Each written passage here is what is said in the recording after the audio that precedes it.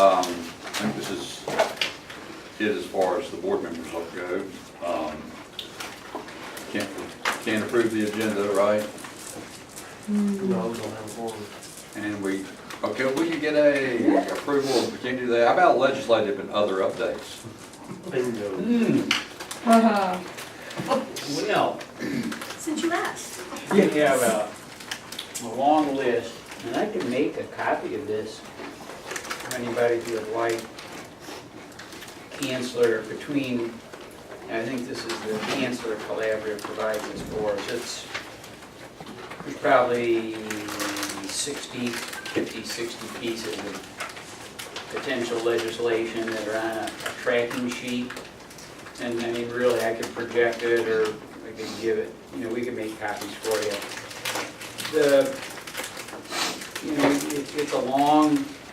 It's a long race. So, things get in, they get taken out, they come back in. So, it's not like there's a lot of sure things right now, I would say. Well, the sure things, I guess, as sure as anything can be, is all the Medicaid reform stuff that's happening. So there's kind of Medicaid reform, there's Medicaid reform, and then there's Medicaid budget. reform. Well, Medicaid reform, budget stuff, and then other legislation, I guess is how I would put it. So, because of all the effort on the budget, that kind of stopped a lot of the Medicaid reform discussion. But it's the same, just to kind of update people. The assignment given to the Medical Society and the Hospital Association, State Hospital Association, to come up with a plan, or else. And this was primarily by the Senate. They did that, and that was received with, concerns about how quickly everything can be done. Let's see, where the opportunities for commercial managed care might be in such a plan, and how come DMA hasn't been pulled out of the department. And I think the responses were, well, that's your work to do, not ours, kind of thing. I don't think there's anything that big about the reaction and the conversations, kind of more of the same, I would say. They did, what I would say is a fair summary is that, they did what they were told to do. I don't think anybody can say that they did. So that's been done. Now, what happens with any of it is a good question. Has there been a meeting of the minds between the House and the Senate yet on any general principles? No, I don't. It really hasn't even on the Senate side yet, which has been, they've been more aggressive with pushing the agenda. So, I just stop there. I mean, I don't know, there's a lot more to say. A lot of concern, reservation about commercial. We even got a message today about, the commercial folks are coming to town next week. And that's, primarily there are some number of senators that want to see whether a pure commercial managed care system, or certainly the opportunity for commercials to participate. That's probably the safer bet. Now, how that would happen, there's nothing in the way the language has been written now, at least from the Hospital Association and the Medical Society, which prevents that. They would just not have a majority when it comes to governance. So, all of these things, it's just, early. Yeah. But this is all the sort of the drum roll happening at this point. The one good, I will say theme, maybe that's stretching it, but there seems to be consistency around, and I really, the language, I hope we can come up with better words, but that we would be carved out of these plans, whether it be provider-led, which, I guess you could just say ACO. I mean, people are kind of inventing words and terms, and I'm not even sure well, I know people don't completely understand what all they mean. Provider-led, ACO, whatever. That in that view, if that were to win the day, that there would not be any requirement for our participation for 5 years, I think, after the approval of the waiver. And, even with the commercials, what I'm led to believe is that initially that, there would be still this hold harmless period for us as well. Now, any one of these things could change by the end of the day. Sure. But there's certain consistency in messages that makes it worth repeating, I guess I'd put it that way too. I'm staying, we have good people on the ground, in Raleigh and making good connections with folks, very close to the creation of the drafting, and I think we stay about as up to speed as anybody can be. And it's going to be a long. Yeah. Yeah. So that's about Medicaid reform. Otherwise, with things in the budget or other pieces of legislation, and again, there's a long laundry list. I think we can really reduce it to a handful of things that we really want to keep our eye on. And again, that's not to say that other things aren't going to come up. So Bert's Law got signed in, and I know on the surface of it, that looks like a wonderful thing, but there's been a lot of concern about how difficult that would be to operationalize and kind of a lot of unintended consequences What's with that. Bert's Law? It's based around It's a gonna, guy, we can tell the story. I think it was an individual who was in an adult care home or somewhere. he was sexually assaulted, and his family has been lobbying for some time to have better protections for individuals in these types of facilities. And so it's going to make some of the reporting is going to be more mandatory than it has been in the past. So. Yeah, and I've had this explained to me by providers who do a lot of this business, and it's not that they aren't completely supportive of employees being very swiftly and strongly dealt with, but there's elements around the reporting requirements that are going to be very problematic for them. But nobody's going to stand up and scream that we can't do this. It's just kind of the rest of the story thing. I know that was in the news, so I wanted to mention that one.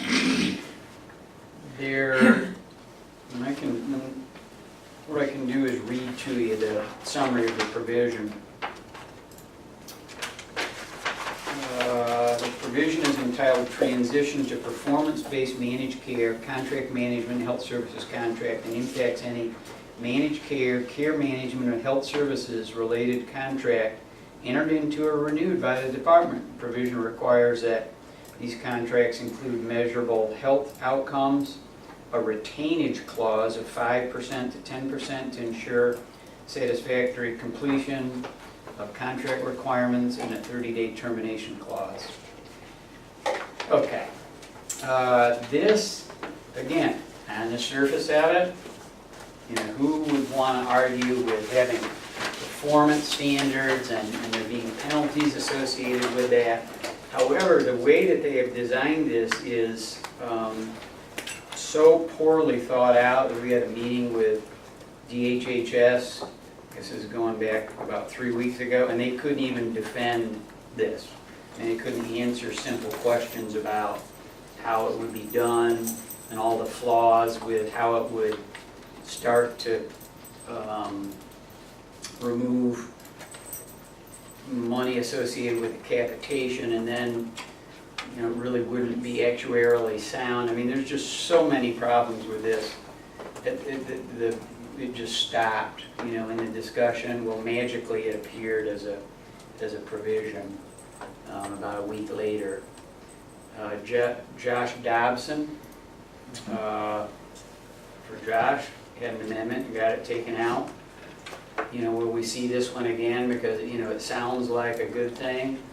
Sure could. The problem is this isn't an elevator speech kind of thing. You really would have to sit with somebody for 10 minutes, I would say. I would need 10 minutes to walk somebody through just the litany of things that are wrong with it. So we'll be watching that one, and I certainly appreciate his efforts on that. I think it would behoove our consultants and so forth to maintain a good relationship with he and his co-chair, because I've heard from his wife that, I've worked with his wife, that Ralph is trying to exert some pressure around Medicaid and other issues, and I think the stronger they can hold their ground. Josh is very pro-hospital, for example. These several little small hospitals around here could fold if some of these things passed that the Senate's trying to push through. And I think he's a good guy. I mean, I've spent time with him. yeah, he's good. Very attentive, asks good questions, just got a good, you know, kind of way about him. I always, whenever I'm up there, I always make a point of seeing him. It always seems like a positive relationship, so. But we'll see on that one. Just go in order here. So that's the 5% withhold is how we talked about that one. There's another, a lot of bed stuff and that kind of remains to be seen how that's going to work out to be. Here's a surprise one. This came on the floor. The provision is entitled Consolidation of LME MCO. The Department of Health and Human Services, Division of Mental Health, Developmental Disabilities, and Substance Abuse Services shall consolidate the existing local management entity / managed care organization, LME MCOs, Jerry, to no more than 5 by July 1st, 2017. Department shall report to the Legislative Oversight Committee January 15, 2016, on the plan for consolidation and the progress towards completion of the plan. So, Who sponsored that? Nelson Dollar, out of the clear blue sky. Can you tell me that it has to What's that? be? This is part of the budget. It's part of the budget. So all of these provisions are Provision. provisions of the budget. And Thank currently, you. how many MCOs? Well, there'll be 8 Okay. by July 1st. Okay. And our understanding is that, you know, he feels frustrated that more progress has not been made, especially by the smaller LME MCOs. And really just, I mean, it would be quite something to have something that significant and not have anybody know about it ahead of time, but it just was kind of like a bomb kind of going off. You might notice that the number has changed from 4 to 5, and I think that may be an appreciation for our efforts and the desire to keep us the way we are. So that certainly is good. So we'll be following that one closely. And really the description, there isn't much more to the bill than what I read. You know, how do you do it? You know, what are the criteria? Who gets to decide what? I mean, you know, all the hard part, there's nothing about that in there. And remember earlier, there was the TARP bill, we talked about it, that didn't go anywhere, but it had some very specific language around the criteria that would be used to do this, so I wouldn't be surprised to see pieces of that appear here, because at least the thinking around how to do that, it was obviously crafted by people that knew the business, let's put it that way. And I know a couple of ladies who probably helped with that. None here, but And even if that were to go forward, that is still would be a very positive piece of legislation for us. And, you know, without pulling it out and kind of going through it, you know, based on our experience, our size, it would be, that would be very positive language for us. And I think, well, yeah, I think hopefully somebody thought about that when they did that too. So we're, you know, it's important to be well thought of, Right. put it that way. And there's no guarantees. Again, same disclaimer.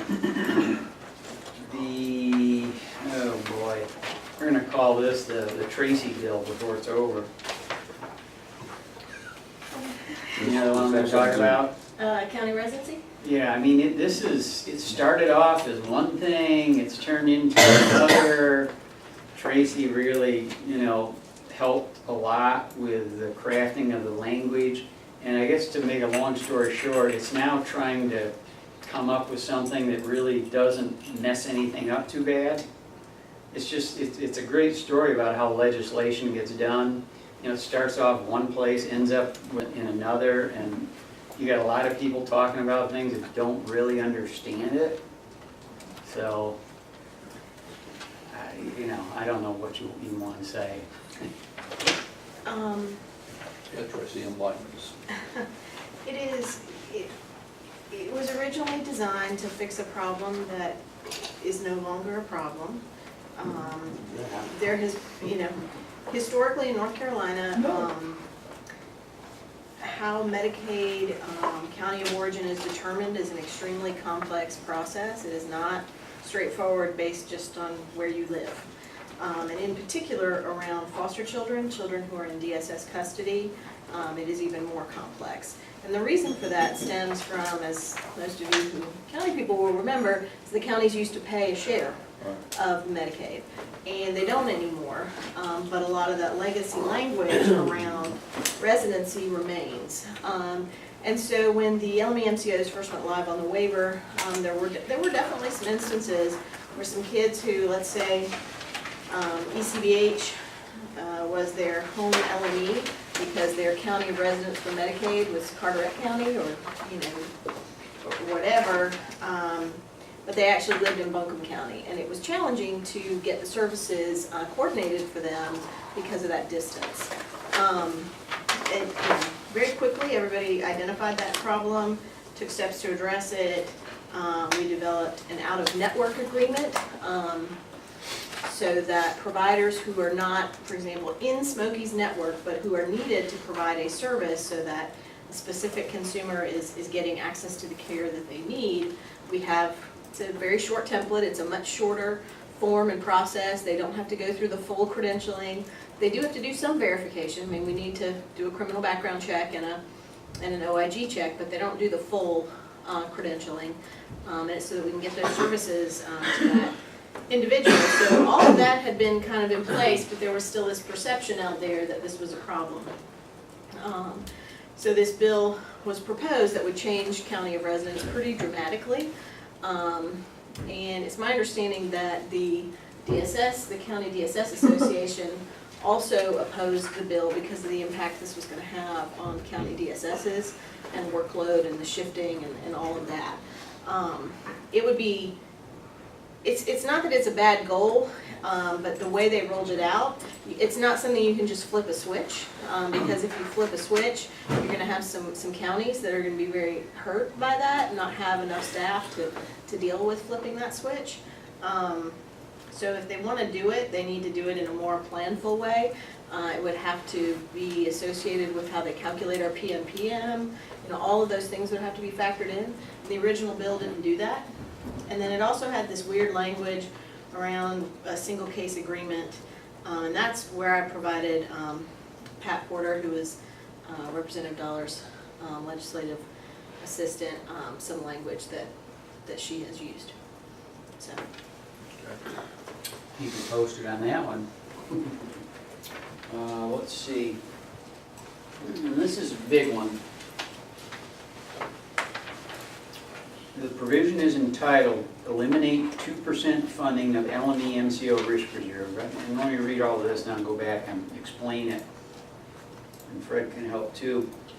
The provision instructs the department to discontinue paying the 2% added to the administrative payments to LME MCOs which have been used to fund the LME MCO contractually required risk reserve accounts. The provision is tied to money bill item number 57 is projected to generate a net funding reduction of $17.37 million in fiscal year 16-17. So, in the original waiver agreement, there was an understanding that there would not be sufficient risk reserve on behalf of all of these public entities, individually, I should say, that no one would have that much money in the bank, okay? And you understand why in a business like this, having that cash reserve is a requirement. So the state said, well, here's what we'll do, and CMS agreed to this, was we will fund 2%, and the target is to get to 15% of your capitation. So, you know, in ballpark figures, you know, if we said 300, you know, we're at 300. It's about 37 million there. Yeah, I was gonna say 40 million, you know, ballpark would be that 15% nut for us to get to have that risk reserve. So at increments of 2%, the state's been kicking in on that. And we're currently, I guess, we're up to about 26 million, I guess, by the end of the year. To give you some idea of where we've gotten to. Well, this would stop the state from doing that. And it would require some kind of amendment to the waiver contract with CMS, so there'd have to be some approval gotten in relationship to that. Now, how the rest of the risk reserve would accumulate, over what period of time, how much money each month, each year, whatever, you know, there's nothing about that in there. But it's a lot of money. So, you know, for us it would be, you know, 26 million bucks, you know, we need to come up with to get to that 15% place. Now, there are some organizations that, you know, financially are not in as good a shape. You know, not everybody is the same here. And some, you know, have come from, you know, county programs where they had no fund balance.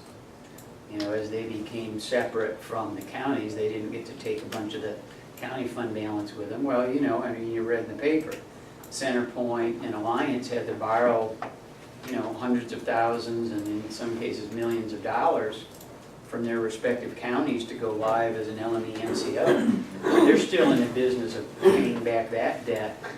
So then adding this to it would not be, I don't even know if possible. Now, in the original waiver agreement, there was the language that talks about this made it unnecessary to get reinsurance or stop loss insurance. That this arrangement of the state funding that would take the place of having to have that insurance, which of course is better than, you know, buying the insurance. You're just pouring the money down a hole. I mean, it's never, you know, going to be there, and it's apparently not very inexpensive either. So they would probably have to bring that back for those that couldn't afford to fund it themselves. It would still be really expensive, and it would be a big deal. It would be a real big deal. Who sponsored that? Doug's on us. We can look it up. Oh no, we can look it up. It has support in the Senate as well. Wow. Now, we were told that it was going to get pulled out. And then that same day, somebody found a, you know, $50 million hole in the budget So they said, well, we probably better not bring this up right now. You know, well, the Senate, they'll, you know, we'll work it out, that they'll take it out. I have a lot of reservation about this. I mean, so think about this one, for example. You know, you've got all this interest in commercial managed care, ACOs, you know, aren't they gonna ask for the same deal? Sure. And nobody's gonna wanna do that. I mean, you could argue that, you know, it was a different day where public entities, you know, all of that is different and it warranted this approach, which I think is true. But, you know, the slippery slope starts and others want it. So wouldn't it be easier to just stop it, to take that card out of the deck? And, you know, so I think there's going to be a lot of support for it. It isn't just a wild, it isn't just a red herring. And those are the main ones really right there. And we were checking about the ADATC, you know, legislation that we talked about. They haven't got a response back yet, so that was not in the, it was in a, there was a Senate bill and a companion Senate and House bill, same language. They were both referred to appropriations, and I haven't seen where there's been no action since they were referred to approps. So, I've checked in with our government folks, and we'll hopefully hear back. I should hear back within the hour, and I'll be able to update you guys on what's going on with that. Do any of y'all know Heiss? Mm-hmm. Get along with him pretty good? Did you hear him on the radio about 2 weeks ago? NPR, well, WCQS had been interviewing all the legislators that they could get to agree to be interviewed, and they were airing it on the morning as I'm shaving and getting ready. That's when they play it, and I listened to it. And he sounded like he was absolutely in the camp. Blue Cross, Blue Shield. I mean, he just, it seemed to me that he had bought that whole argument, the Klein Center. It's called, Yeah. I was just kind of disappointed, but anyhow. Well, you know, there's those things. There's what gets said in the room when you're talking to folks, and you know, at the end of the day, that's why I always qualify all of this. You know, and I think we have very good folks representing us there, and you know, have solid relationships and get good information. I put a lot of effort into it, but you know, at the end of the day, I vote yes or no. Flip the levers. So, Well, I don't know how many people listen to the program, but I mean, he obviously was willing to put it out there. oh yeah, he's been a big proponent, and you know, so how deeply does he believe that? You know, how much are people? You know, it's easier to get to. You know, it's kind of like negotiation. If you start over here, you know, if you want to get here and you start here. Right. You're not going to get there. You're going to be over there. Now again, I'm just. I got it. You know, there's a lot of people with a lot of ideas and there's going to be a lot of juice put into this stuff. And I don't think the big players have really spoken yet. He's a big player, but not the biggest. Right. The corner offices, as they say. but he carries a big stick, unfortunately, and browbeats a lot of people. Well, he's been given a lot of authority over Medicaid.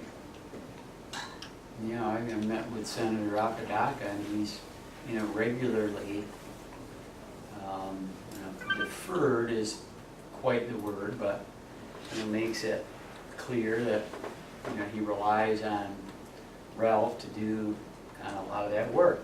There's a mutual relationship there too, though. He supports Apodaca. Well, that's how it all works, right? In terms of the ADAC bill, Chancellor Collaborative is reporting that it did not make crossover. Now, that does not mean it would not be included in the budget. It just means it didn't make crossover as a standalone bill. So again, you know, and that's the risk of talking about this stuff, you know, other than to just, you know, let you know the stuff that's floating around out there, and especially the big ones that we'll follow closely. Anything can come up. So that's about it. For me, there is another item that is not on the agenda, since we didn't approve the agenda, because technically it's not that big of a problem to add something to the agenda, right? Or Free Robert? for all, just. Yeah, That's right. free for all. Oh, Whatever you God. want. It's a brownie fest or something. Yeah, so we, of course, have been working a lot on budget for next year, which includes, you know, micromanaging our budget for this year in every way, shape, and manner, both on the service side and the admin side, which are just kind of the big ways that we look at the budget. And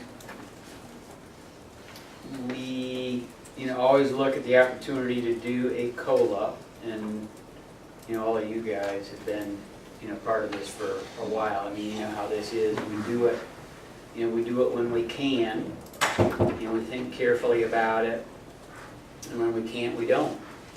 But we're always mindful of trying to basically, you know, do what we can when we can. The long and the short of it is we do have a good chunk of money left over in this year's salary lines. So, I guess the first thing that Fred would remind us to say is that this is already money that's in the budget for salaries. You know, technically, is this something I can do? You know, sure, I mean, I guess it is, but, you know, wouldn't want to do it like that, because it's so much like how, you know, we have come to the board before to get approval to maybe move money in the budget or do something around an increase. So I want to make sure you understand this is different. The money's already there, budgeted to be spent on salaries. It's just that the way we would do it would be different. It would be just like a COLA or a bonus, but it'd be a one-time shot. And, you know, I mean, we've only been working on this since this morning. So, and Nancy's on vacation, so some of her staff are kind of, and Fred's staff are, you know, running the numbers on what 1% would look like, what 2% would look like. And again, this would be 1 or 2% of a total annual salary that people would get in a one check scenario. And then. Do you have any idea how much money you were talking about left in salaries? When we go through the financials, it's over $1 million in salaries alone. Left, would be left. Oh, Through June 30. even way over. Okay. If we did, 1% is about $250,000, right? Mhm. I mean, if you wanted to just kind of use that as a barometer. Now, the other part that, you know, because we have done this before, you know, we kind of have all the rules, you know, figured out around how you apply that. And then also creating a floor, if you will, so to make sure that, you know, individuals who, you know, may have low salaries get a Have minimum Right. kind of thing. So they just have to kind of run the numbers to see what looks like a good place to draw that line. So we would be hopefully prepared at Finance Committee to roll out that. And it seems like a very good idea to me, because our ability, it's, you know, you do it when you can. Right. What's, remind me of the last 4 or 5 years, what's our history? Let's see, we did a COLA last year. Mhm. Well, I'm sorry, this year, right? That was, what? 2%? 2%. And did we do anything the other years? Man, We have done, I've been here 5 years in August, I think we've done something each year. It's varied a little bit. Sometimes it's been a sum, and sometimes it's been a percentage. Gotcha. Okay. And we do have rules around that in regard to employment and your status and things like that. So we do have a policy that lays that out, Michael, so that it's fair, as fair as it can be. Or something. What would be the minimum that we would, is there any idea about that? for the floor of the Yes. employee, a minimum that they would get, you know, I don't know. It would probably be in the 300 to 500 range, but it would be in that range. How many employees? Those who are actually on board right now, it's about 466, 465. Those who would be eligible, it would be dependent upon length of service. I would think they'd have to be employed, and I was just on the line with that, probably about 6 months. So that would reduce that number by almost 24. So it would be in the 440 to 450 range, probably. That's probationary period of 6 months. Yeah. But by the time we get to finance committee, we'll have Okay. some more data on that. I think, you know, if we haven't had any major increases in a few years, I think a 500 lower would be nice if at a time when we can afford to do it. Because there may be a time in the future when we can't afford to do it. Oh, I think you're absolutely right, and that would be probably next year. I mean, depending on Right. things, but I would say right now, are we budgeting for COLA for next year? No. You know, it may work out at some later time, and that's kind of one of the things we've talked about with Fred and folks, but from the get-go, I don't see it. Okay. Well, it would be some of the lower salaries that you have. Maybe Some of the lowest salaries within the agency are claim staff when they're beginning, and that's in the 28,000 range, 28 to 29. We do have some clerical staff, we might get less. So if you figure $30,000, then that would be 3,000, or 300, I'm sorry. So you know, raise that up to maybe 500 or something. I think 500's Yeah. a minimum. Right. Are we gonna have, do we anticipate a quorum at the dance? Do you know? Yes, there's one. You do? And you guys can decide, Okay. again, as far as, this is my relationship with you, you know, that we come here and do this. Technically, do we need a board resolution to do it? I don't think so. But again, that's not the point of it. If we do get into a situation with a quorum, I mean, you can, Well, we've done other things where we've talked at the Right. committee level and then brought it to finance and then Right. the full board. right. You know, the other thing that I wanted to, you know, certainly in a smaller group like this, and you know, sometimes it's just easier to talk here, although we don't have a lot of folks today. You know, all the stuff going on with Cardinal Right. and the effect, well, that in and of itself, and you know, that's where where I landed when I came to North Carolina. Spent a number of years there. Was so there any there's kind just- of announcement today? Do you know, I understand that Mecklenburg County was making their budget presentation this morning, and they were anticipating comments about. I had not seen anything when I checked. We did receive a public records request from the Charlotte Observer, and we have responded to that. And so if the reporter who made the request committed to me that she would let us know if an article was going to go to press, and I have not heard anything back from her. So, Okay. so I do think I will get at least a heads up from her to say, yes, an article is coming out. Right. And when that happens, we'll certainly be letting the board know. And what was her, what was the information she requested from us? She wanted the top 5 executive salaries, name, title, and the number of enrollees, and our total budget for this fiscal year, and the number of employees. And it went to all LME, it did not just go to Smoky, it went to everyone.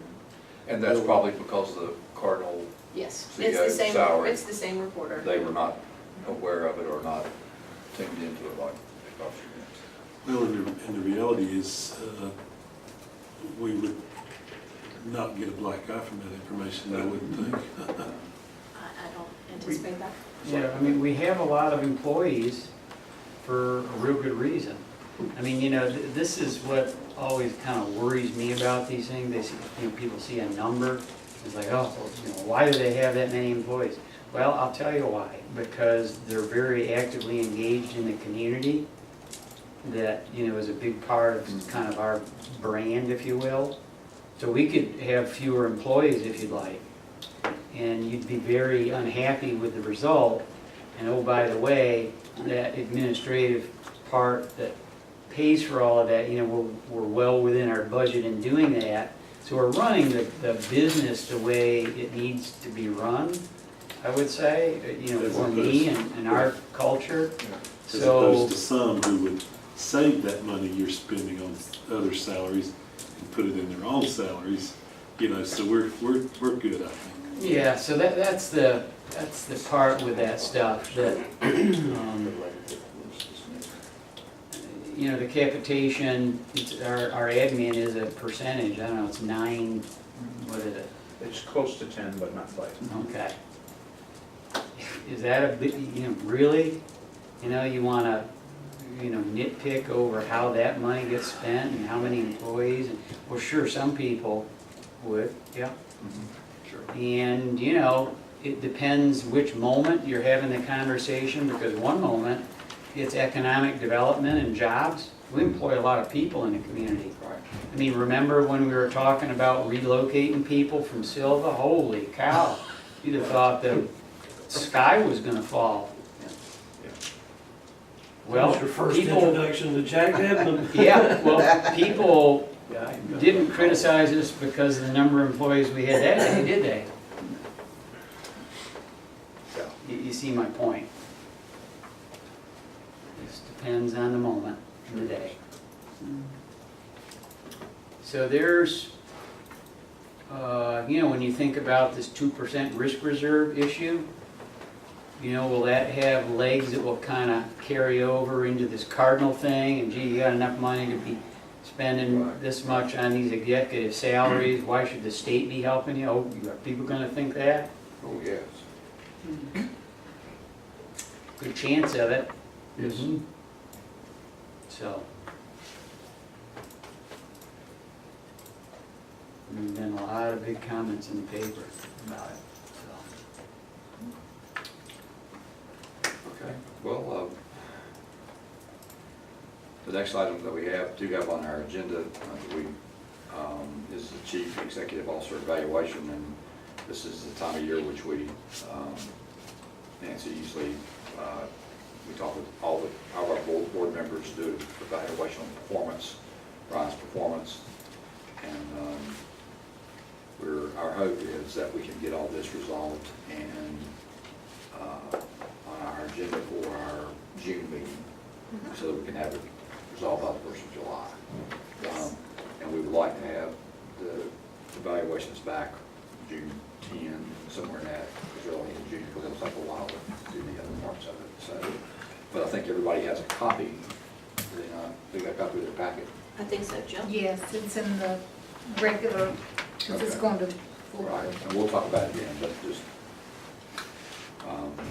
can't really have a great deal of conversation. Michael and I can talk about it. Yeah, you and Michael can go out in the parking lot. So- Sit at the picnic table out Yeah, back there and right. get have some tea and. Right. No, the point that Nancy asked me to just really Sure. emphasize was, if everybody can, if we can really emphasize with board members the importance of getting it back Right. timely, so that it is wrapped up by July 1, because that will make the budget process So and much the easier. accounting process so Right, much easier. Yeah.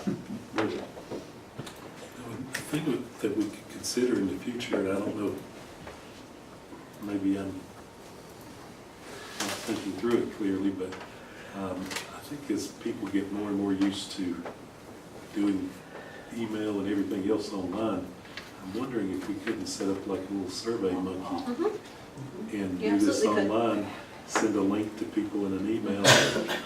You know, I have to admit, I tend to respond better when I can just click a link and quickly go through it than I do when I have to sit down and put pencil and paper. It's becoming the way we Right. do in our society. I'd kind of like to see it go that direction in the future. That's really how we, chairman of the transportation board, and the Unifor area, and that's how we do the director there. Mhm. It's much easier. We still meet and discuss it, but Mhm. we get the results back. So, And, you know, in that way too, if you've taken the time to do it, if you forgot to ax it or forgot Right, to mail it, or right, forgot to bring it, right. well, you don't have to worry about that. As Yep. soon as you do it, it's Done. there. Right. Very good And idea. they even have a tabulation thing there for you, They do, you know, so you don't have to sit and calculate everything. Well, okay, the next item we have, we can't go into closed session, can we? No. Okay, so the next item we have is adjournment, so We can do that. we can do that, we guess we just leave, but we don't want to do that, so. So it's 45 minutes until finance.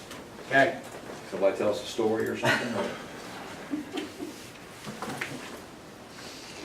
or? I told a joke. Yeah, well, I told a joke too. Yeah. Two bills that are out there that, I don't think there's been anything resolved, and the House is talking about it some, and we understand it'll be, you know, if there is something going to happen, is what we keep hearing, it'll be later in June before something's out there, but one of the proposals is the counties would end up with more sales tax dollars, but it would all become state sales tax and no longer be local sales tax, which means they would have control of it, more control of it. They really already have control of it, but they have more control. And it's about $2.7, $2.8 billion that would be on the table, and if they needed a, you know, a little spare change, a couple $100 million here or there, you know, a little dabble-do sort of thing, you know, so.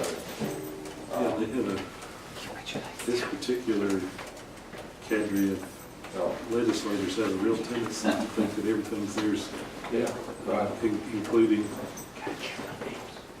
local elections and right. business and everything else. But we haven't seen anything yet, so I know there's some discussion going on, and the association's involved in it, so I hope that's a good thing, so we'll see. Well, I'm trying to do my part. I'm very, very conscious about where we shop. Okay. Very conscious. I mean, think about it. There's not a lot in Taylorsville. You know, Right. There's so, more than Marion. you know, No, but, it's well, you know, so, but when driving here or driving to Raleigh, oh, well, I'll just go there and buy it. But I think, oh, wait a minute, that's not helping Right. Alexander County and my property tax rate. not. Right. I understand. So, I don't want you coming after my property taxes. Okay. You know, But they're gonna use that to make a choice between sales tax by April or your property taxes going up. You'll have to make a Well, decision if they go ahead with what they're thinking. I don't think any of that action they'll take in this year will impact next year at all. It'll be the following years. Right. It'll be phased in over a couple, 3 years, so. But if you know how do you, if you have a project and you want to borrow money, you want to use sales tax to pay it back, how do you do it? You can't. Because they can come in and swoop down and take it. Right. So it makes you feel really good. But they make everybody think it's gonna be a lot more money, so everybody, you know, it's like, oh boy, we can't wait. Yeah. So, Anyway, okay, so I guess, well, and ironically, to me, it has potential at least in good years to encourage people to spend things that they, but not right. you know, it's kind of like that old state thing, you know. You Yeah. come back toward the end of the year, you better spend that money, I just because always, you won't have it again. Yeah, right. You know, if you think that there's a chance You that the better state's save gonna every swoop, penny you can. you know, if you think the state's gonna swoop in and get it periodically, We don't think. you know, then you have a tendency to, okay, let's spend it while we can. Talk about the lot to do with the lottery money is we only, Yeah. 17% goes to education. They said they wouldn't touch anything below 40, Right. Yeah. so. Is the sales tax off as far as the thinking on where you spend your money at and it going back to that county? That's all fine. They're For right we're now. talking more per capita. I mean, that formula is talking about, we're talking about changing, well, I understand, is everything is being per capita, which would help the smaller counties. And the idea is it help, but the big rub one of the big rubs is the larger counties lose money. So I forget how millions of dollars, like in our area, Talbot County would lose a lot of money.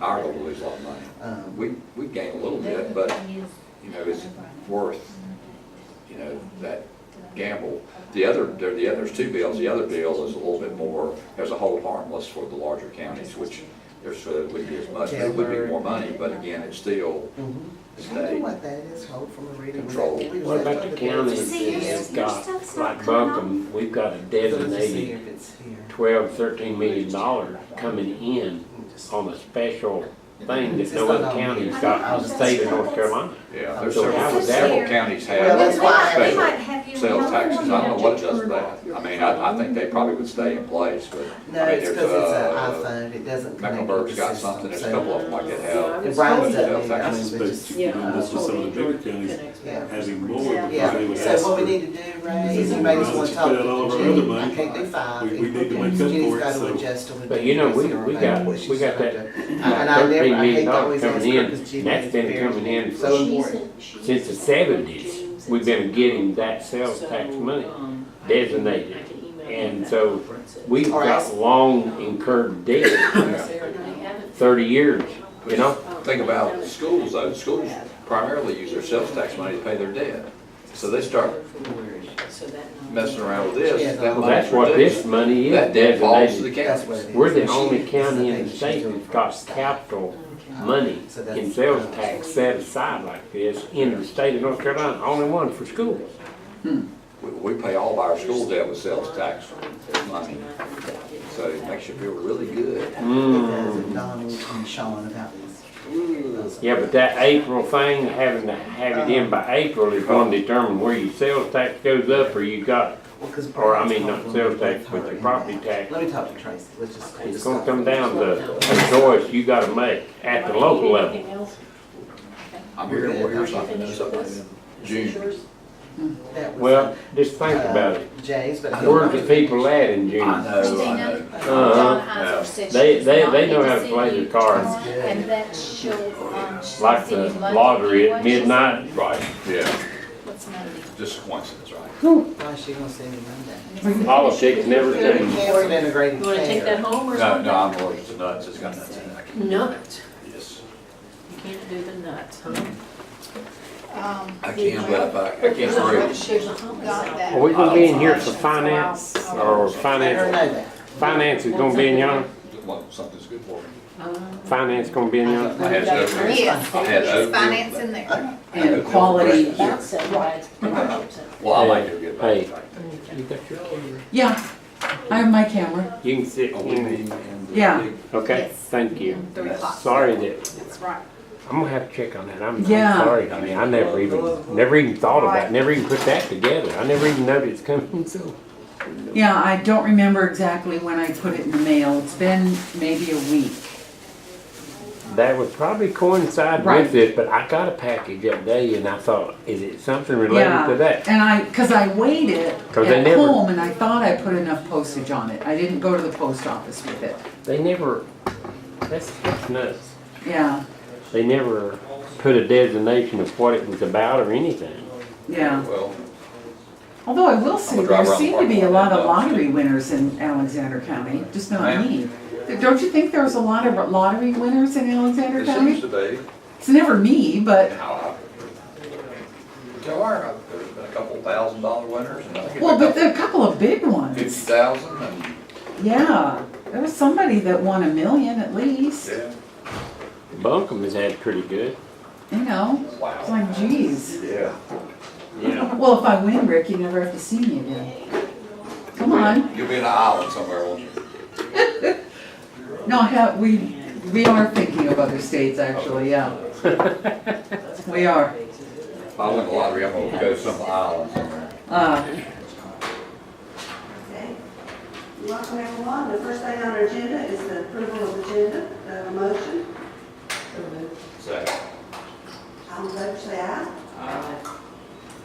Okay, the approval of the minutes, April 23rd minutes. Do I have a motion? So,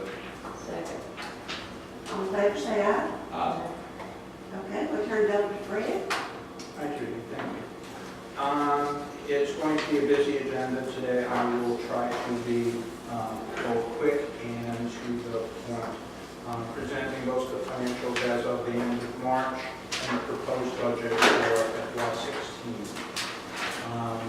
I will briefly cover the subject of internal controls, but Ryan here's the matter of the full presentation. My original intent was to do this as a board as a whole and to do little more than to mention what we're doing here. Is that okay? I think that's, he's presenting what he needs to. Sure. Okay. Okay. Young people can always ask questions, you know, we're trying to balance whatever level of detail people can tolerate. So looking at the pink sheet first, we'll go through the balance sheet. And again, these are statements as of the end of March. So cash and the checking and crescent fund are at $78,004. The cash and health reimbursement account is at $13,700, $13,800. The risk fund reserve as it currently stands is at 16.9, let's call it an average amount. And the accounts receivable on the Medicaid side is at 11.5. However, that is on a decline, and you will see a significant difference in the month of April. In fact, such a significant difference that it becomes an issue. But I'll mention that later. Going to the liability side of the balance sheet, accounts payable is 17.4, and the IBNR, the incurred but not reported, at 16.0. Fund balances, what I will mention is just the highlights on current year on the Medicaid side, going to the bottom on the side, currently stands at 16.8. For prior years Medicaid, it's at 23.2, and prior year other funds at 20.7, let's call it. Questions, concerns? Going to the bill sheet, let's just call it an analysis of revenue and expenditures. I will go through just a couple of the columns. First, the left side of this sheet on the Medicaid side under total Medicaid. So on the service side of Medicaid, service side only, we stood at the end of March at $198.1 million, revenue at the expense at $186.8, so revenue over expense at 11.3.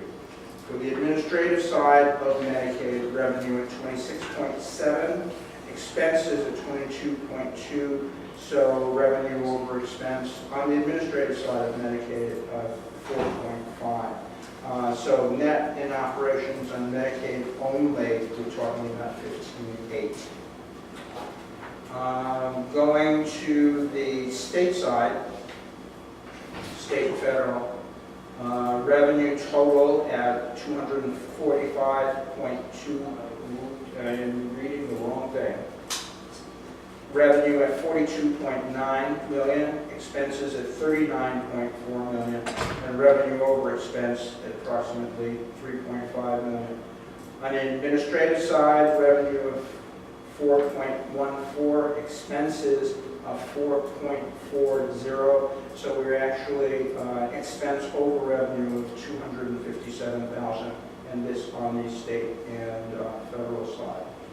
So going to the final column under total, so total service revenue, this is both Medicaid, state, federal, and other sources of $245.2 million, expenses of $231.1, so revenue over expense standing at $14.1 million.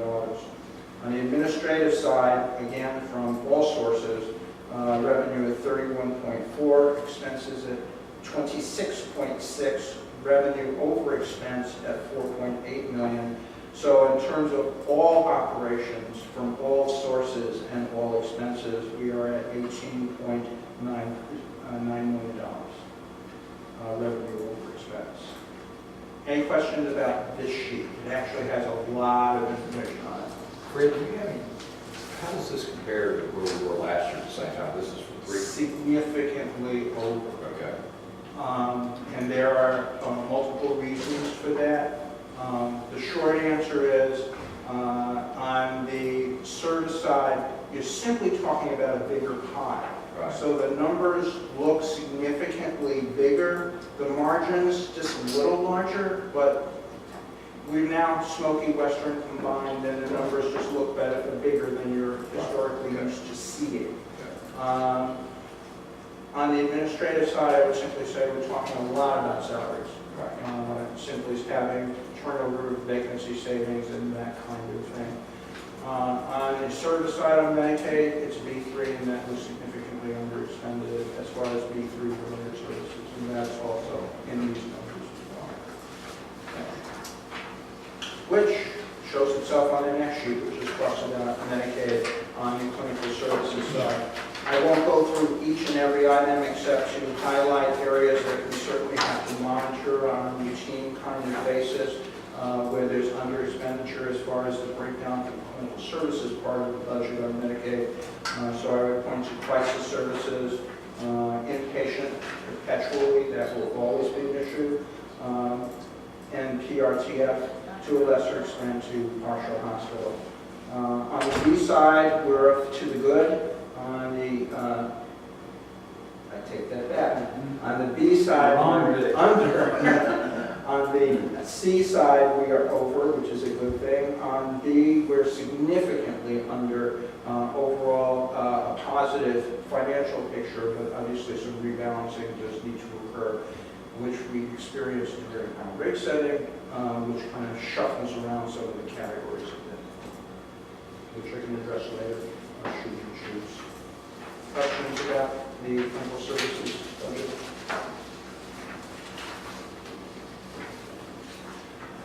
There is a Ridgefield expense report. I won't go through the details of it except mentioning a summary towards the bottom, which is as far as cash disbursements as of the end of April. This is the only statement that is as of the end of April, not as of the end of March. Disbursements at 1.8 million and change, as well as expenses that impacted financials at just under 1.8 as well. Questions? Is everything pretty much completed? I guess that's no. I don't know when you lease a property that you're ever completed. Okay. As far as big ticket items, I would say yes. Okay. There's a little question mark in my mind as far as HVC related issues that can end up correcting some of the conference rooms and things, which can get into some big bucks, but you know, we'll see. If it comes about, I'll be the first one to know. In the interest of going through the dashboard and everything else we have on the agenda, I won't go through many of them. I'll just go through those that I think are the most important. On the Medicaid current ratio, this is current assets over current liabilities. We stand at just over 3. It's a very good number. That is the ratio of where our current assets are versus what we owe out the door. For the total current ratio, we're at 3.79, just under 3.8, which is quite good indeed. You will see something unusual for the first time as of the end of March, and I'm referring to the Medicaid fund services, the medical expense ratio. It is highly unusual to see a Medicaid expense ratio at Smoky that's at 94%.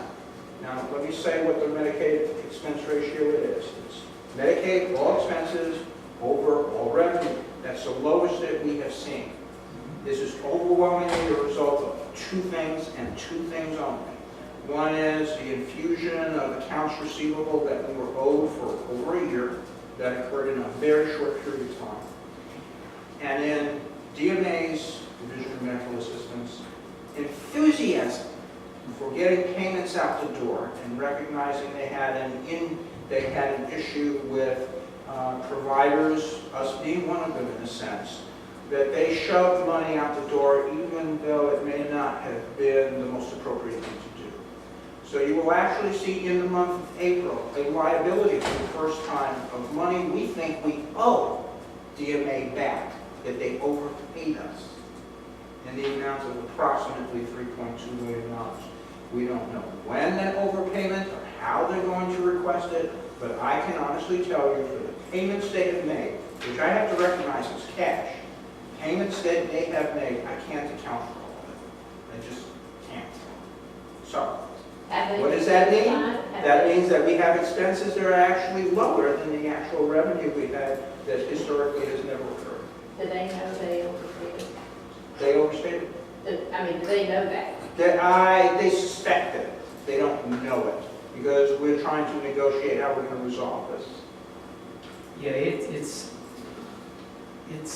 would be hard to really explain the level of uncertainty that the state has around anything they're doing financially now. Because it's kind of like, I guess I've used this analogy before, it would be as if the bank couldn't reconcile your accounts with you. You know, everybody would be sort of guessing about how much money there was, and gee, I thought there were some checks that were out there, I don't know if they cleared or not. There's always this vagueness around a certain amount of money. So do they know that they let too much money out? Well, yeah. Do they know exactly how much and what it should be? No. It's just the world we live in with them. I know it seems pretty incredible, but it's how I would describe it. It is what it is. We actually saw a resurrection of payments from Western Highlands, and we kind of went, I thought this was put to bed already. Why is this? Because they had to recreate the entity in order to go back and flush out their system in terms of what they thought they owed us. And as a result, created kinds of duplications and voids that we've had to reconcile and try to straighten out. Are they looking at it like it's their problem they've got to straighten out, or it's your problem that Their you've got to problem figure is out? always our problem. I don't know a nice way to put that, but the fact of the matter is, when errors are made, it's to our mutual benefit to resolve them, and the onus, because this is now on our financials, is for us to get this taken care of. Well, and it's not, nobody's trying to hide, like, oh my gosh, they gave us too much money, we'll keep it a secret. We'll only tell Jerry and everybody that watches the YouTube channel that he has. So no, it's not like that. Yeah, I didn't mean like that. I mean, I didn't think so. are they going to Ask for it back? ask for it back and say, we Eventually. need this lump sum? Are they going to give you details? Or are you going to have to be working on it and not tell them what you found out? That's what I'm Good saying. question. We have shared with them our inability to reconcile this and what we think it is. And how it gets reconciled is negotiated. So we'll see. So you just kind of put that little bit of money aside and say, okay, it's gonna sit right there, and if they say, come back and say, I want $3.5 million, Well, we still I'm, have to give to them. as far as financial statements are concerned, when you have somebody else's cash and you feel you don't have a right to it, you put it on the liabilities side of the financial statement, so that's where it was. And then when we come to a resolution, the liability will disappear. I'm not going to cover any of the other dashboards unless there's specific interest or question, and then go to the next major item. For a lot of effort, Christina in particular, I had to threaten her.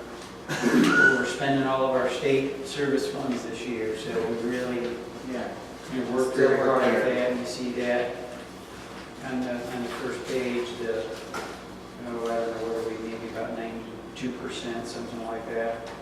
Right, and this is very much a function of being aggressive about reconciling what people are actually spending for what we give them. But there will always be a gap, because so many of what we get in terms of state and federal funds are categorical. So if they're not spent, if they're specifically intended, there's no way we can move it around. So for example, funds for the homeless under the PATH program, well, can't be spent on another population or in another area, but in the PATH program. That's, there you have it. And that's simply the reality. Okay. FY16. I'll go through a number of statements and highlight any significant changes from the prior year to the extent that I can identify.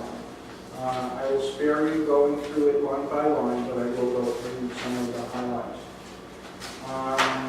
I'm looking at the proposed annual plan fiscal year 15-16 and going through the first major category, which is other revenue, which stands at $8.6 million.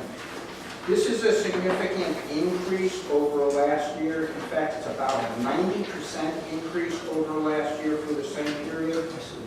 Comparing it to a year ago, when we sat down and went through the proposed budget for 15, and at that time it stood at $4.4 million. Under administrative revenue, it is actually down from last year, and this is a function of what the rate negotiations were with the DMA. As you know, it's established as a PMPM, part of all the Medicaid revenue flow that comes into the entity. There's a specific PMPM for administration. This is a reconciliation based on actual expenses that we incurred during the year. And I can honestly say there was some consequence, not dollar for dollar, but some consequence in reference to the number of vacant positions that we had during the period as it was reflected in the rate calculations that were made. So, on the administrative revenue side, we stand at 38.5, let's call it 38.6 million, and previously last year at this time we were looking at 39.7. So it is a decline. Under total Medicaid service revenue, it stands at $259 million. A year ago, it was at $251 million. So that is an increase of just about $8 million on service revenue on the Medicaid side.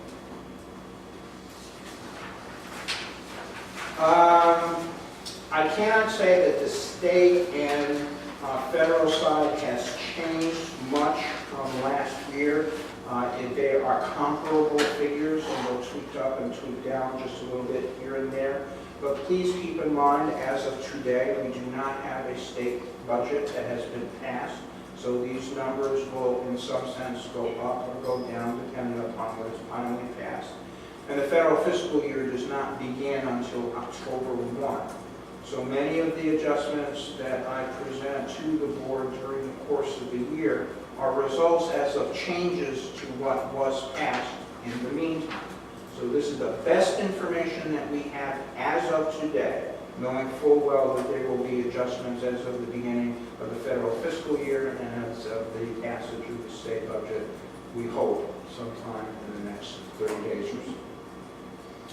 So all that being said, the total revenue then is budgeted at $369.3 million, which is $11.77 million more than we stood a year ago today.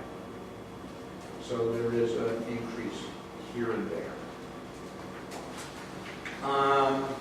The other side of the presentation talks about the expenditures by major categories, and there's an accompanying detail sheet in reference to personal services, supplies and materials, total current obligations, fixed assets, capital outlays, and total contracts.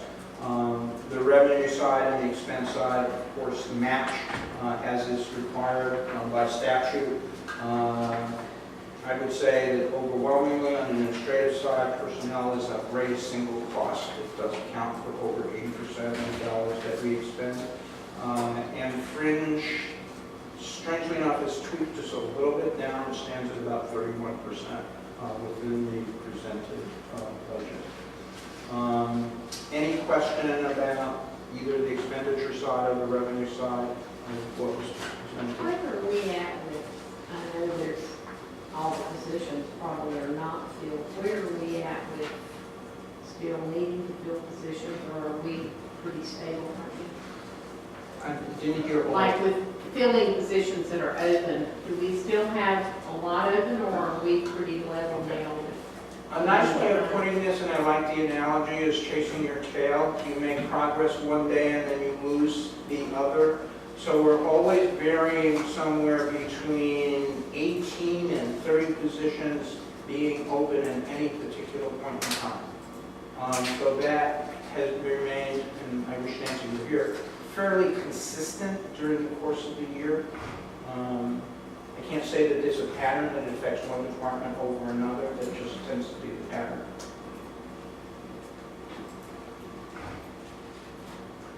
Christina, do you have anything that you would add to that? I mean, I just totally validate what Fred shared. I think that we're always going to have, for an agency this size, and for the expertise and the skills that we learn more about every day and what we need from people, I think we're always going to hover somewhere around in there. It sounds like a lot of positions would be taken into account. You know, there's a lot of conversation and work that goes into, are we advertising in the right places? You know, where are we advertising?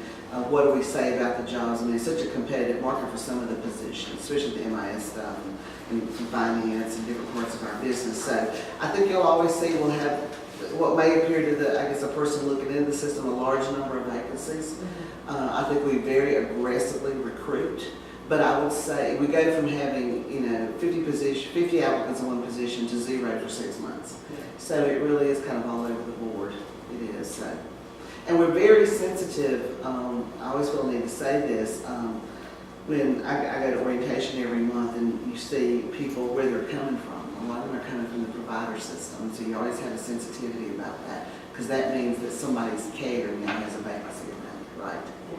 You know, and so we work pretty closely, to be honest with you, very privately and confidentially with provider, you know, as we see people. Again, everybody has the right to apply for a job, you know, work where they would like to work, but we're very sensitive about that.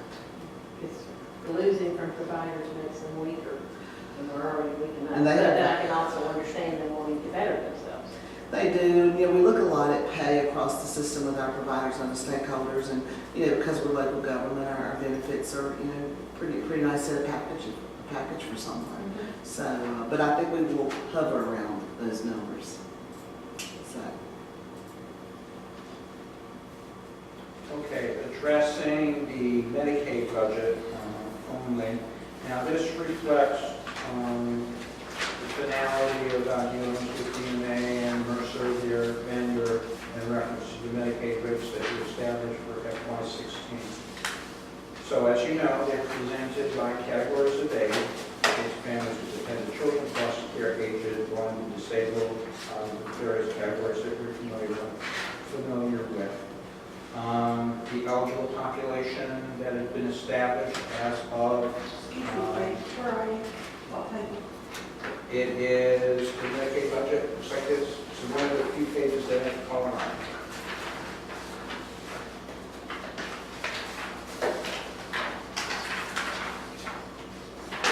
Thank you. So there are a lot of pages, no way around that. The eligibles are those sorted by these categories for the 23 counties that we believe will be present on the first day of July for FY16. So the entire budget is based upon eligibles of about 167,294. That is how to say this, a summary of what we've experienced during the last few months within the Smoky catchment area. This can go up, or this can go down, given North Carolina's population growth and what we've seen in terms of Medicaid provision within that state. It's likely to go up a bit.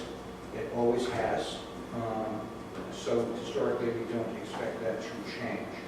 The rates are what was agreed upon by DMA and Mercer at the time in April when we met with them after some negotiation. So what all of that ends up being blended into is the total Medicaid service revenue of $259.1 million. Our share of it in terms of administration would stand at $33 million and change. And the Medicaid risk reserve, of course, which is 2% of the entire Medicaid budget, would be budgeted at about 5.9 and change. So we're looking at $298 million in terms of complete Medicaid revenue for the FY16 period. Please, please, please, please, please keep in mind, this is based on the number of eligibles that are enrolled for each given month during the course of the year. So these numbers can and they will change. The rates won't for the year, but the number of eligibles will. So the revenue will be a mathematical result of the two. And that's always important to keep in mind, which is one of the reasons why there are so many amendments during the course of the year. Now, given the availability of Medicaid revenue, it's sorted out by service categories. And the service categories are on the lower right. ACT, long-term care, community support, crisis, it goes on and on and on. These are a reflection of internal staff as well as what was came through the great review team of how we think, how we believe, and how we will budget those services during the course of the coming year. And of course, the expenditure side matches the revenue side too. Questions?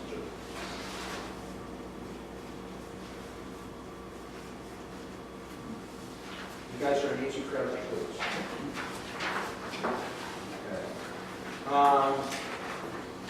What it follows, and it's a long sheet, and CPAC saw this, is in reference to the state and federal side, which are so they won't keep each other. Oh, which? I'm just looking at this. What this identifies in the largest single category is, of course, single stream. And it identifies all the categorical funds that we receive from either state or federal sources.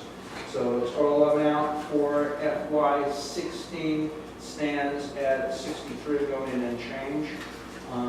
There are no big changes here, with the exception of the observations that were made during CPAC, and that is one, we have collapsed a lot of the residential categories into one for ease of our own administration of them. So there's no longer a budgetary difference between living high and living median and living low in reference to how we manage the utilization management plan as far as state and federal revenues. So other than the Medicaid side, this is the balance of what we receive by funding source and by description of expenditures. Question?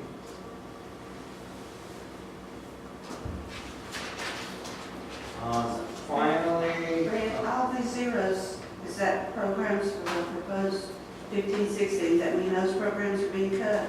no, we're not cutting them, we're reducing the categories into one. Oh, okay, just combine. That's what I mean with consolidating.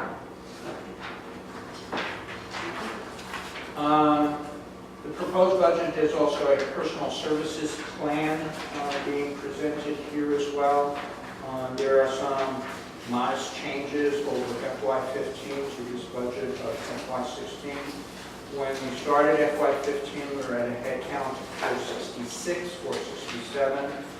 As we ended FY15, we were at a head count of approximately 474, 473. What is budgeted here is a head count of 487. Please keep in mind that not all of these are paid for out of administrative services dollars. Some of them are paid out of services dollars. The largest single category that would encompass is the Geraldine, which is paid out of service dollars. So, questions, concerns?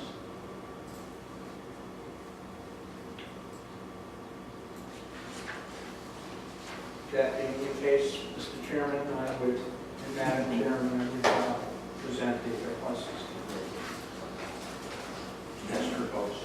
You have a motion to present this to the full board? So moved. Second. All in favor, say aye. Aye. Is that it? Is that it, Brad? Two other things. Do you want to talk about?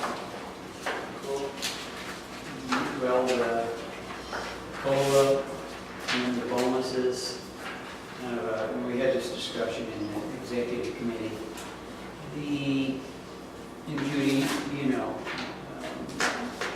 because you've been with us for a while, Nancy, you wouldn't have the same history, and I don't know how Western, did these things.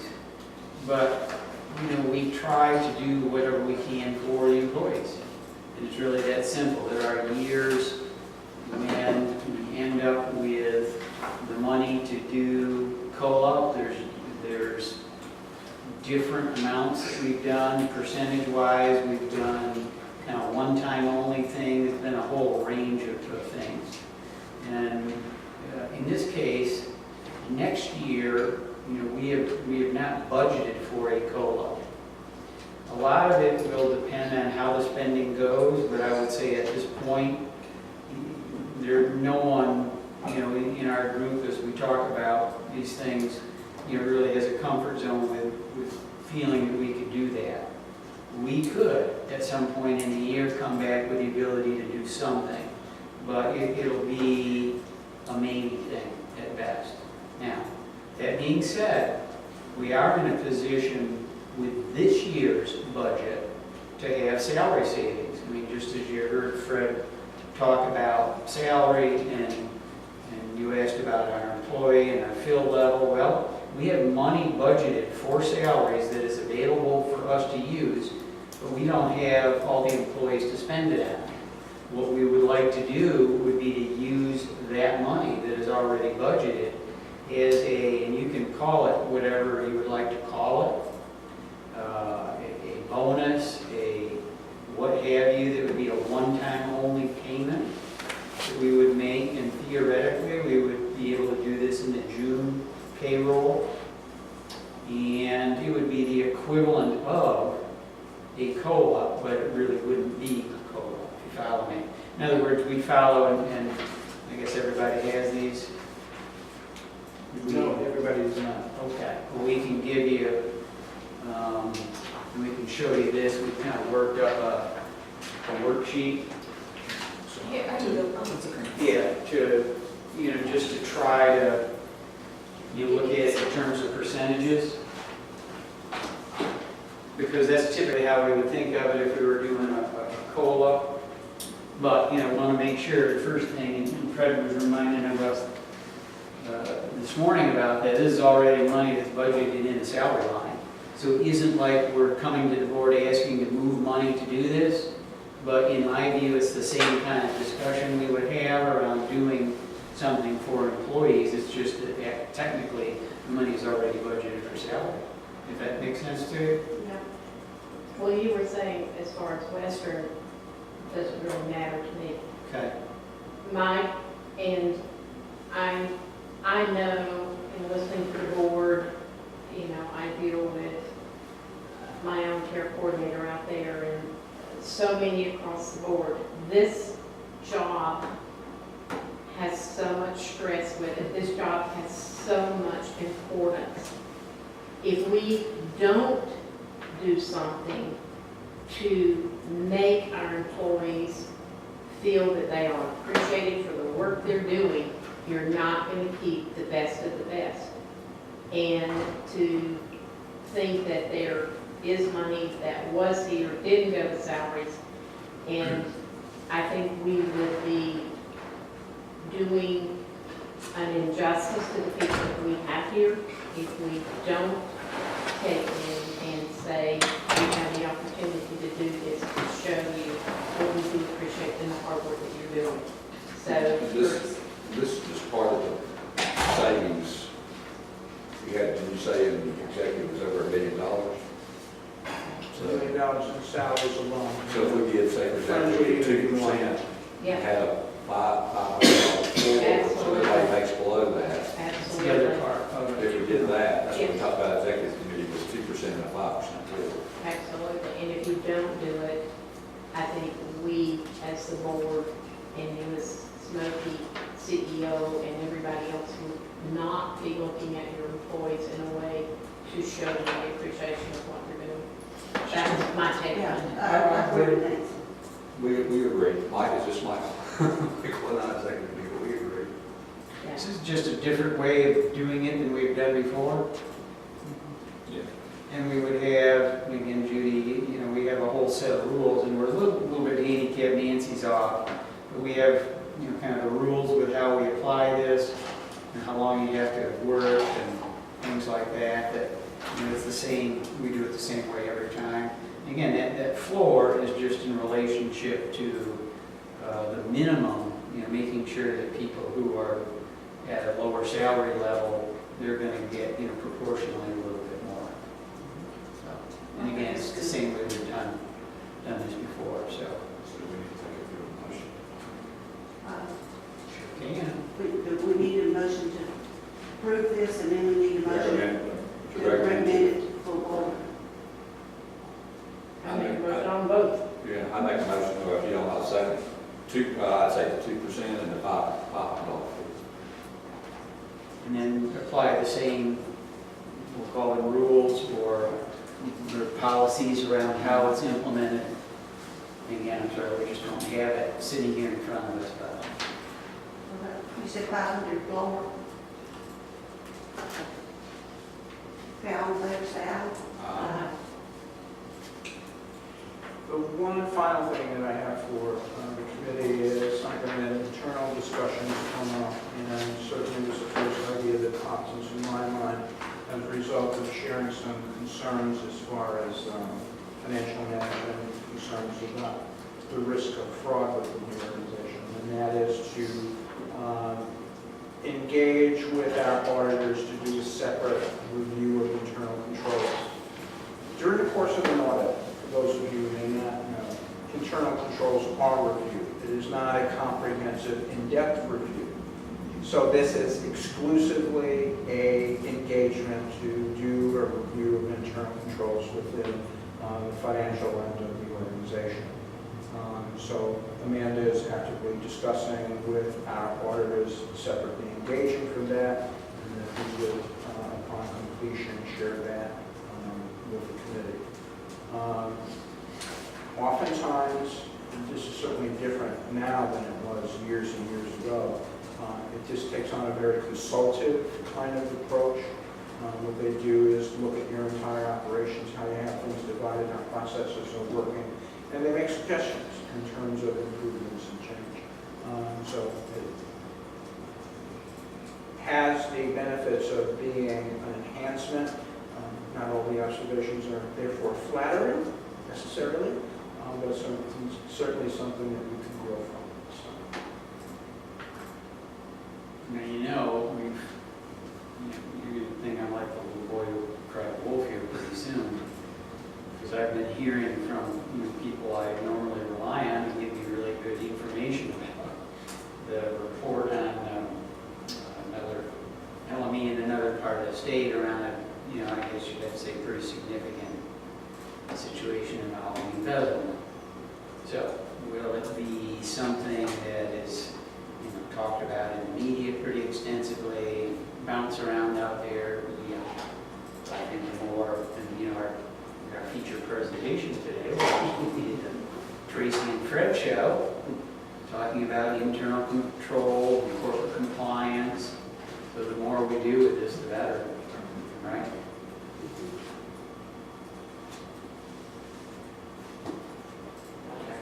It's best not to look like you're hiding it.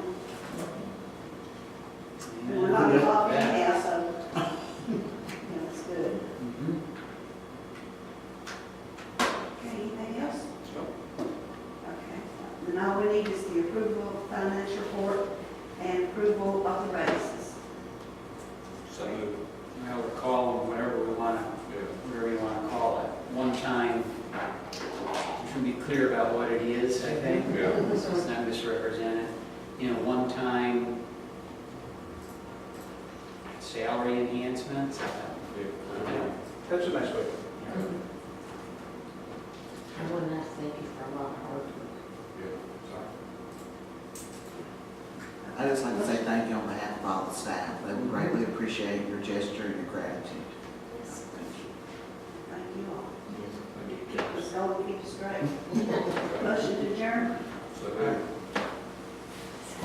All in favor, say aye. Hello? We're not quite ready to get started. Some folks are just gathering. I think some folks might have had a little trouble finding us. But we will be starting in about 2 minutes. Okay. We want to be on time.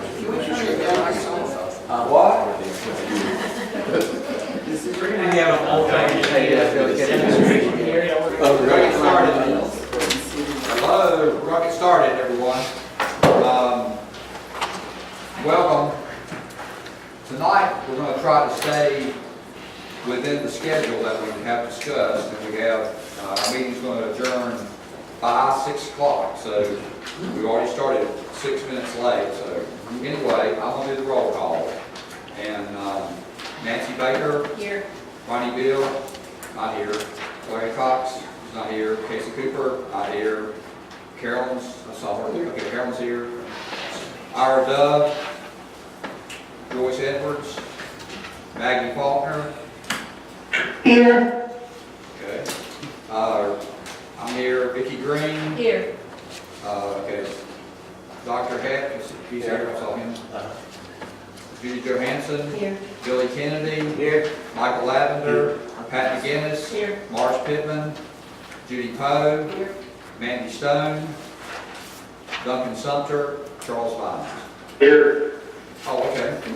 Charles Vine? Charles Vines is How are you, Charles? Well, That's a good place to hear. Oh, we're so glad to hear. Jill's gonna send you another card. We also have 5 proxies, okay? At this time, we'll go to, Can we do this communication, okay. insert? Hey, I'm Jason Revis. I'm the IT manager here at Smoky Mountain. As you see, we've got a different boardroom than you guys are normally used to. We've got a lot of nice new technologies in there. One of those technologies we've actually got are these nice little microphones that are strategically placed at your tables. If you have one right in front of you, kind of get acclimated to it. Because if you got somebody that is near you or around you that wants to speak, you'll see this little red light that's blinking right now, okay? That means that your microphone is muted. We ask that you keep that muted unless you want to talk. If you want to talk, please either touch the person near you to say, hey, can you turn that microphone on for me so I can speak during the meeting. That way the folks that are on the phone can actually hear you. Just make sure you just push the button. You just push the button right here on the front and it'll actually turn green like this. You don't have to hold it down, just push it. Just And then push it turn one back time. off when you're done. And then push it another time to turn it back off. Excellent. Thank you. All right, next item on the agenda is public comment. We have 2 speakers, Mary Short. Mary? Yes. Do you want me to use the microphone? yes, please. Yes. Yes. Okay, hi, my name is Mary Short. This is my daughter Katie, and we live in Alexander County. And so we went to the Quality Improvement Committee meeting this month. We were here last month because we were at an OAH hearing, and then there was a day in between, and then there was the 1915C Innovations Waiver Stakeholders Group meeting on Friday. So anyway, but at last month's Quality Improvement Committee, they did the backup staffing report. That's for the innovations individuals. And so their services weren't provided because there was no backup staff available. So I looked at the report online and I found it fascinating, no sarcasm, that the report last month didn't list the service providers. But the previous reports on backup staffing listed the service providers that didn't provide backup staffing. So don't you find that fascinating? Again, no sarcasm. So, again, at today's Quality Improvement Committee, they did the complaints and grievances. And again, I am pleased that we have the complaint rate per 1,000 served. And again, the complaint rate per 1,000 served generally for mental health is about 3. But the complaint rate per 1,000 served for the IDD community is 7. So again, there's obviously still a big problem in the IDD community. So, new business though. I'm on an email distribution list for Medicaid.gov, and the Centers for Medicare and Medicaid Services is issuing or has issued a notice of proposed rulemaking regarding the MCO rules. And a public comment that you can make via the Federal Register on these proposed rules starting June 1st to July 27. And so as I quickly perused the 600 pages, okay, I did a word search, and I found that they are changing, let's see, in section 438.420, and if you're familiar with appeals and grievances and Office of Administrative Hearings or federal cases, whatever, 438 is the MCO section. And MCO rules were created with the idea that the MCOs were providing acute care. And so CMS, in all these years, since 2002 till 9, has figured out that these are now long-term services and supports that MCOs are providing. So that's why part of the reason for the new rules. So they are specifically changing action to adverse benefit determination. I couldn't be more thrilled. But then they are also, to address the limit on enrollees' access to benefits pending resolution of an appeal, we also propose to eliminate the link between the duration of continued benefits pending appeal and the original service authorization period. So there is going to be continuation of benefits. I'm thrilled at that proposed rulemaking, and will be telling everybody I know to submit comments so that that actual proposed rule happens. Thanks. Thank you, Mary. Next speaker is Jerry Rice. Got a designated spot? You look like you're in it, wherever you want to be. I don't want to Close to the speak. microphone. Come right here. Can you get around to you? Thank you.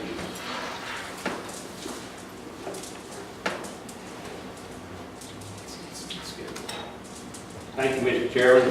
I'm beside the doctor, so I'll be all right. See y'all again. I sent a PDF to the CEO and also the chairman, and I would like for that PDF to be sent out to all the board members. And I understand just sending them out at random is not a good idea. So today, I would like for that to be sent out. If you want me to resend it, I'll be happy to. It's concerning NC Mentor as a national group of people, and it's also some very serious concerns about fraud and some other things with their organization that I think every member of the committee needs to have. It is a national story. It's not something that Jerry is thinking up here. And, you know, y'all don't, as a board member, don't always get to hear the nitty-gritty stuff that's going around. I hear probably more than most of you do in these subcommittees. That's where the real meat is. You don't get to hear the fluff. So I'd like for that to be sent out, and we can talk about that later. The other thing is concerning to me is also the prescription drugs on June 5th and the things that the bulletin is sending out on Medicaid and health choice regarding prescription drugs. I'm concerned about this because of the overflow of the hospitals and different things. It's getting to the lower staff prescribing, like PAs and even nurses prescribing medications and things that concerns me about psychotropic drugs. I don't know if that is at a PA level or if it's going to drop further than that, I don't know. But it's still concerning to me because there's so many kids that's on these drugs, and they say that it's going to be a 6-month period that they can prescribe these medications. And I'm just concerned that kids are not getting therapy like they should, rather than just getting a bag of medicine. That should be a concern that we need to be talking about, not just in quality QI committee, but in the board, and figuring out what is going on within our organization here. Because I think we need to have a discussion here. The other thing I'm going to bat for today is it was not on the agenda. It was brought up in executive committee and finance, and it wasn't on the committee, on the agendas, and that is on the possible FY bonuses. And my concern is this: cost shifting is a problem, and living wage is a problem. And when you got $1 million sitting in your bucket here for personnel, and you're talking about bonuses or some other means of giving people something for their work and appreciation, I have no problem with that. But the fairness issue, I do. Is it fair to have somebody that's not even making a living wage and they can't even get the money they deserve? What I suggest is bring the people up to a living wage that needs to be up on that level. Get them up there. Because people with higher salaries, they're going to make it anyway. If they can't, they move on and give them a job somewhere else. But a one time, if you're going to do a bonus and be fair, I'm going to tell you what fair is. Give everybody the same amount of money, and that's fair. Because the doctor here is a fine man. The janitor is a fine man. But they're still human beings that's got to have food on their table and do what they need to do to live. So I don't consider the doctor any better than myself. And I don't think he considers himself any better. Thank you very much. Thank you, Jerry. Next item on the agenda is the review and approval of the agenda and the prior meeting minutes. Has everyone had a chance to review the agenda? If so, is there a motion to approve the agenda as presented? So moved. We have a motion, is there a second? Second. All in favor of approving the agenda as presented, say aye. Aye. Any opposed? Okay, the other action we need to take is the prior meeting minutes. Has everyone had a chance to review the minutes from our last meeting? Is there a motion to approve the minutes? Okay, we have a motion, is there a second? Second. Okay. All in favor of approving the minutes, say aye. Aye. Any opposed? Unanimous? Okay, thank you. Next item on the agenda is Consumer and Family Advisory Committee report. Pat McGinnis, the CFAC chair. Pat? We held our annual meeting Saturday, May the 16th, actually here in this room. We also got a tour of this facility. It's from 11 to 3. We talked about the DHHS carbon settlement. Tracy gave a presentation on that. We had a presentation on the 356 project given by Jenny Pugh. We reviewed and commented on the local business plan.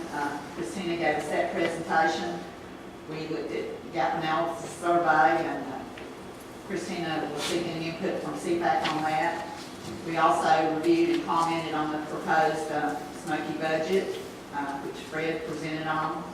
We had a presentation on the ACO to include an overview of legislation concerning the future of the Medicaid system in North Carolina by Brian Ingram. Our next meeting is a steering committee meeting that is due to happen on June 8th. And we're going to talk about the perception of care survey. We're going to discuss, although we are in agreement pretty much with how the budget is, maybe some small changes in how it's administered, our CFAC budget. But we talked about the Smoky budget as a whole at our last meeting. And we're still looking at revising some of our bylaws and discussing our relational agreement. And then local meetings will be in August. Thank you. Thank you, Pat. Next item on the agenda is the Provider Advisory Council report. I believe Duncan's here, so. I'm on the phone. Okay. All right, Duncan, can you give us a brief report?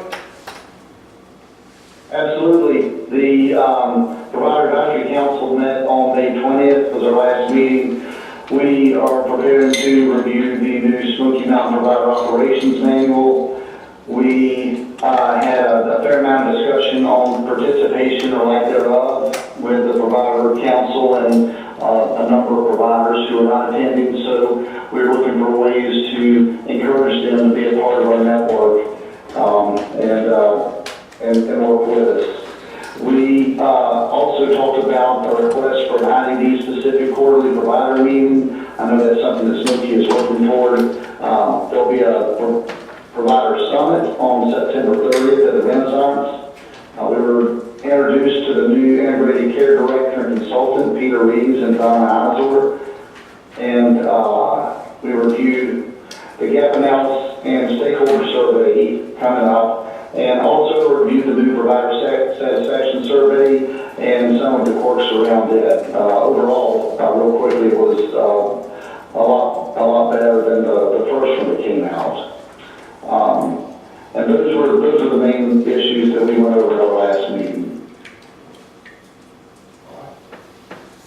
Any questions? Thank you, Duncan.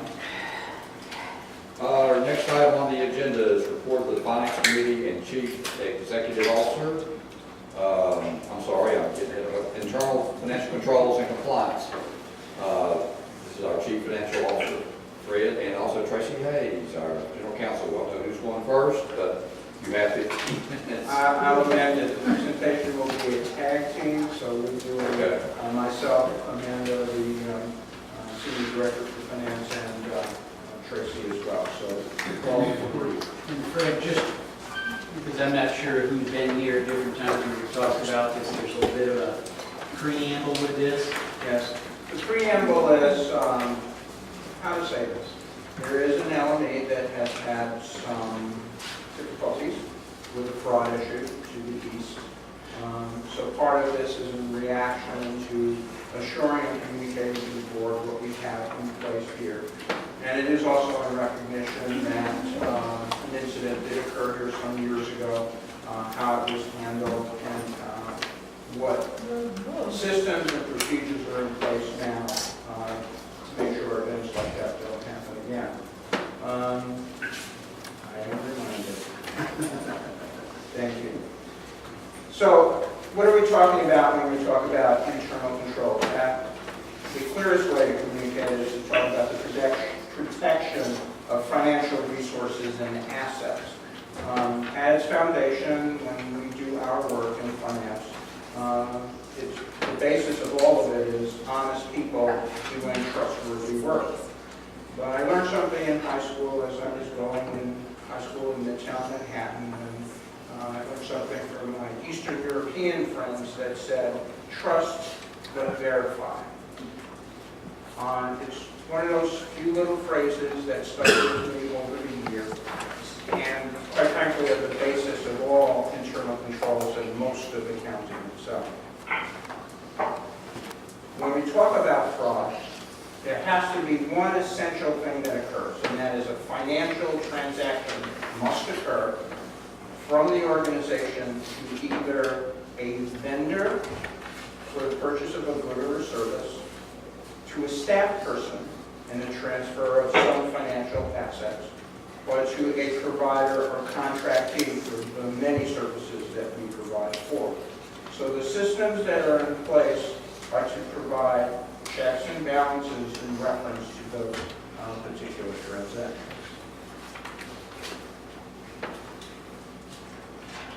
I'm going to go through this on the screen. Yes. Okay. So when we talk about internal controls, we're talking about a process to ensure that the organization's goals and objectives are met, but with operational efficiency and effectiveness, but that the financial reports are both reliable and that complete records are kept.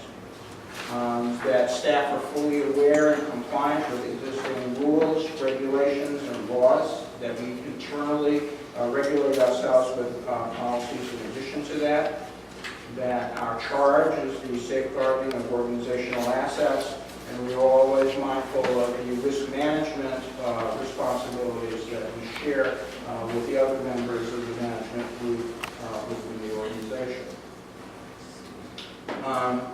Something that's been popularly used within the literature is the acronym of CRON: Control Procedures, Risk Assessment, Information Systems, Monitoring of Controls, and Employees and Environment. So in a sense, those legs, if you want to call them legs on a stool, are the essence of what internal controls were about. Control policies.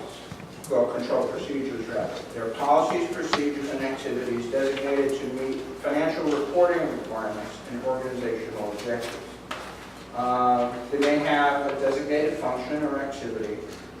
They're entity-wide, so we apply those processes throughout the organization as a whole. They can be automated or manual, and we have both processes in place. Some examples are the simple thing that you should do that many people don't do anymore, and that's a bank reconciliation.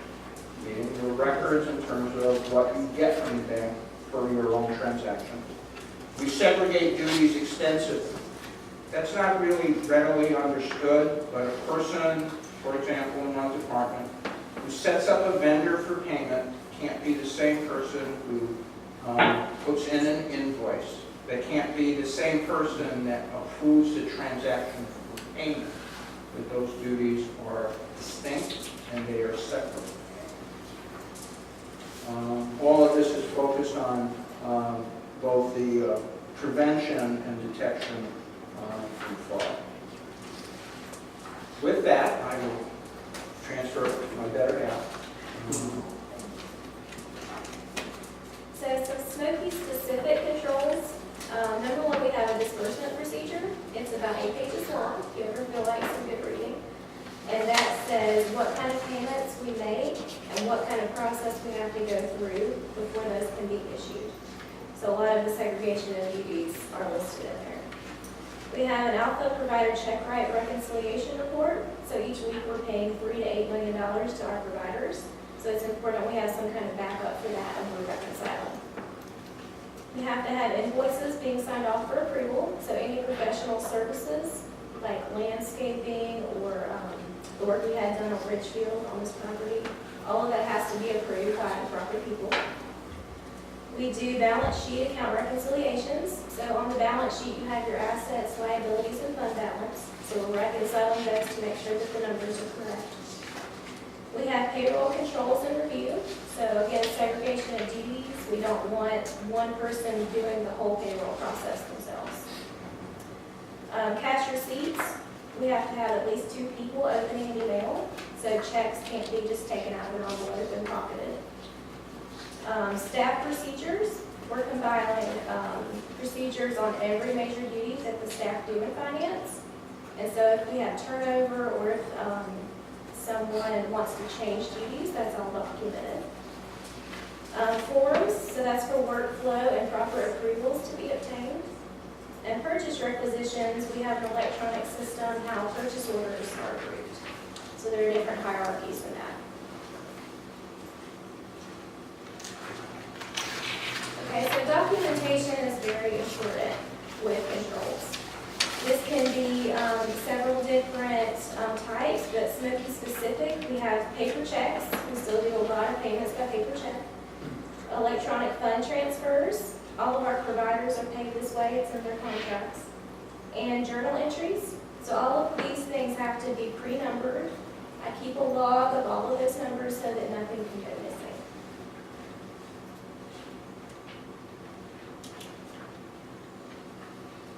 Okay, risk assessment, the R. We want to make sure that we are identifying what could be a risk and addressing it head on. So we have some very specific audits or reviews in process right now. We have the payroll audit, so we're checking all of our controls on our payroll processing. Consumer housing payments, because we make about 400 of these a month, so it's important that they are correct and approved. Our fixed assets, so that's your property, plant, and equipment. And our bank accounts, making sure that signature cards are up to date, bank statements are correct. And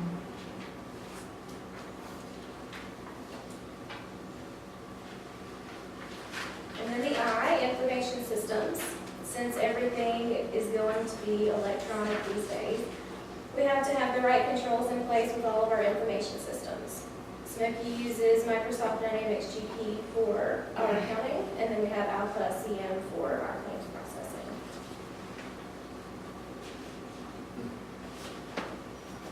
So our specific Smoky examples, the Dynamics GP security rules. So this is back to the segregation of duties. You don't want anyone having access to do all of the components of issuing a payment. If you give someone the access, then if they fall on a hard time, it makes it much more easy and it makes it appealing to do something wrong. Posting journal entries and posting payment batches, that's back to where the same person can't enter an invoice, post it to the general ledger and issue a payment. And then payroll processing. We want finance folks and HR folks involved in that process. PM, monitoring of controls. An audit is a formal examination of a financial statement and an accounting system. There are internal auditors and there are external auditors. So back in March, we hired an internal auditor, Vicki Leachman. She was in MIS here for a couple of years. She has a lot of background in accounting and finance and even the claim side. And so she's the one working on these little audits and reviews that I mentioned. And she's digging in to make sure that we're protected, that we're doing all the right things. So then we have external monitoring, which is that external financial audit that we have each year. And then Fred mentioned we're going to have a review of our internal controls added on to that this year. We also have DMH and DMA audits each year. So it's not just Clifton Larson Allen, our external audit firm. We also have the state monitoring what we're doing in our financial statements as well.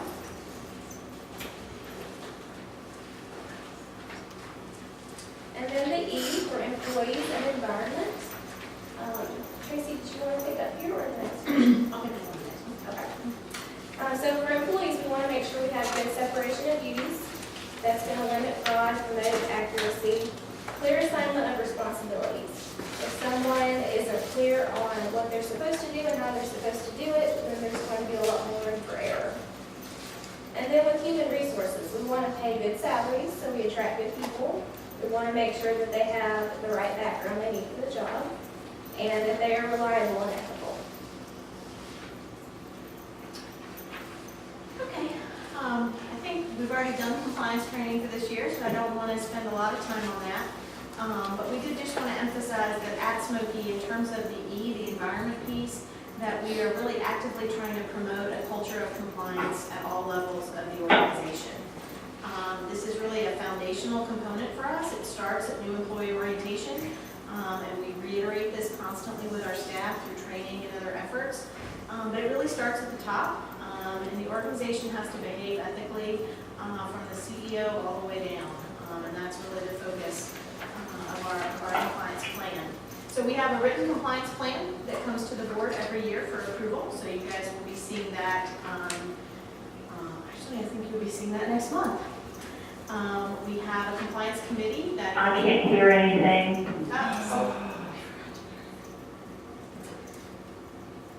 Can you all hear me now? Yes. So we were talking about our environment, our culture of compliance. We have a written compliance plan that will come to the board in June. We have a compliance committee that includes senior managers from all different areas in the organization, finance, our chief medical officer, quality and integrity, care coordination. And the compliance committee meets monthly. We've been providing a quarterly compliance report to the board. And then I mentioned we are really trying to emphasize staff training this year.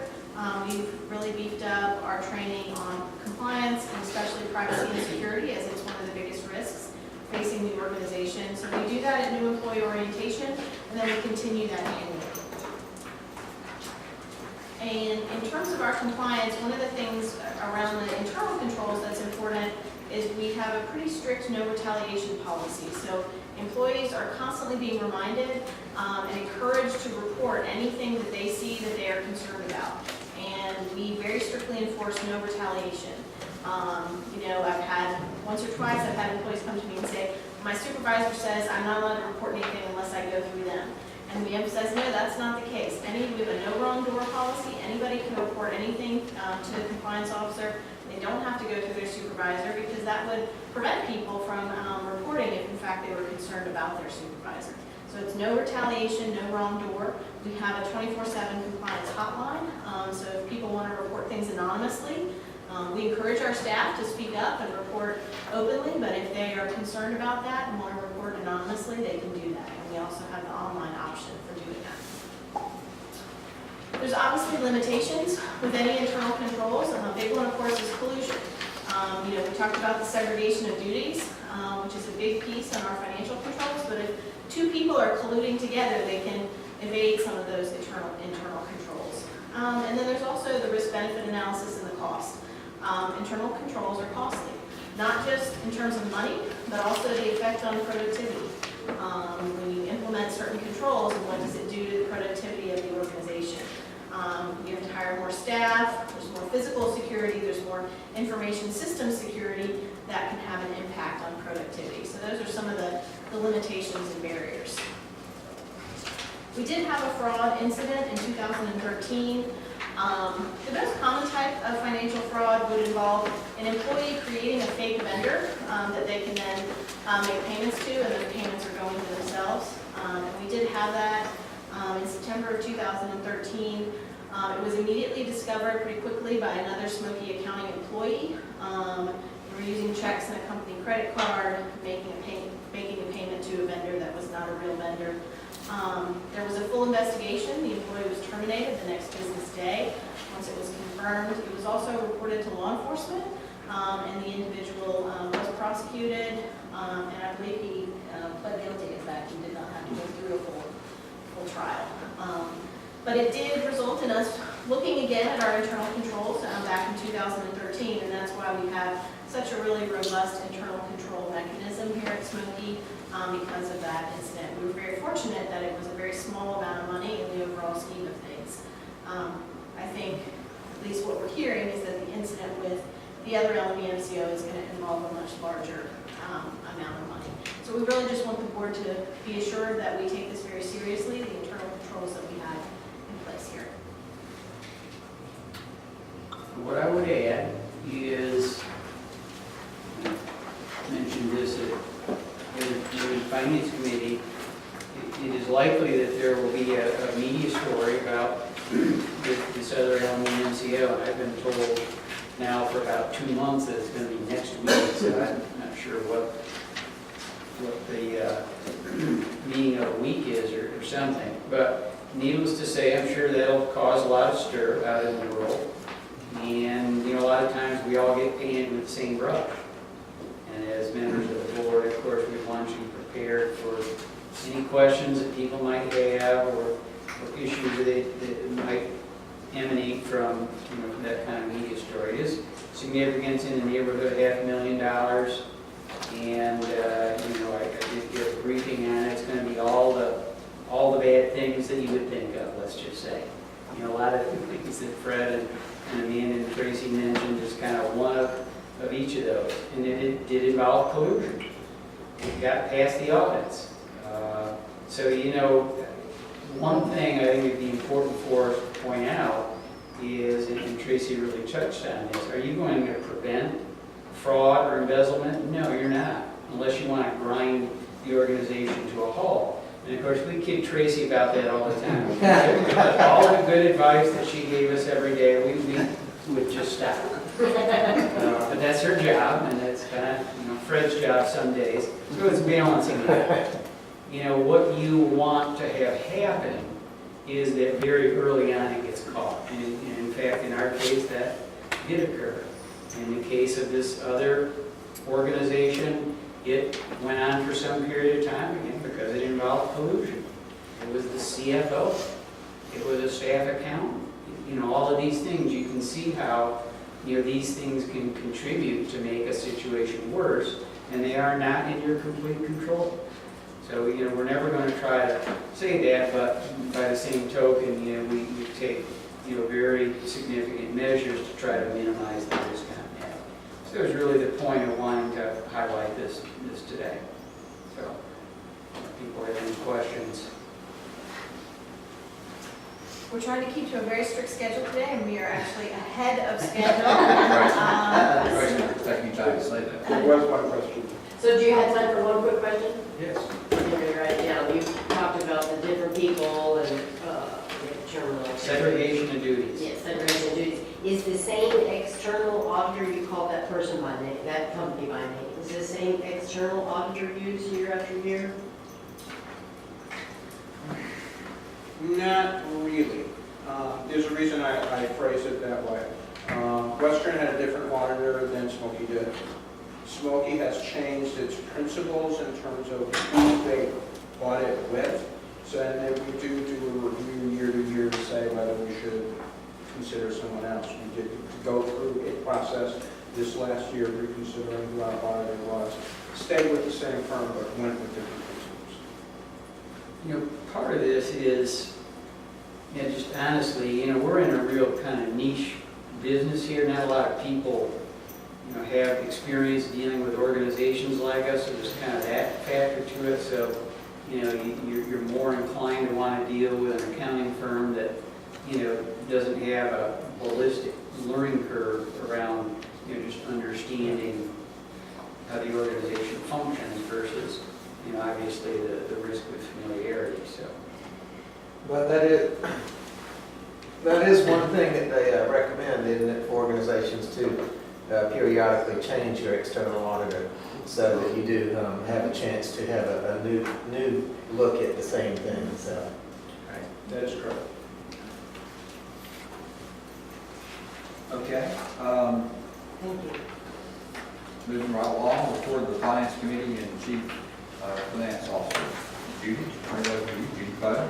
Well, the Finance Committee met, and we had a chance to go through the budget and let Fred take over and explain everything.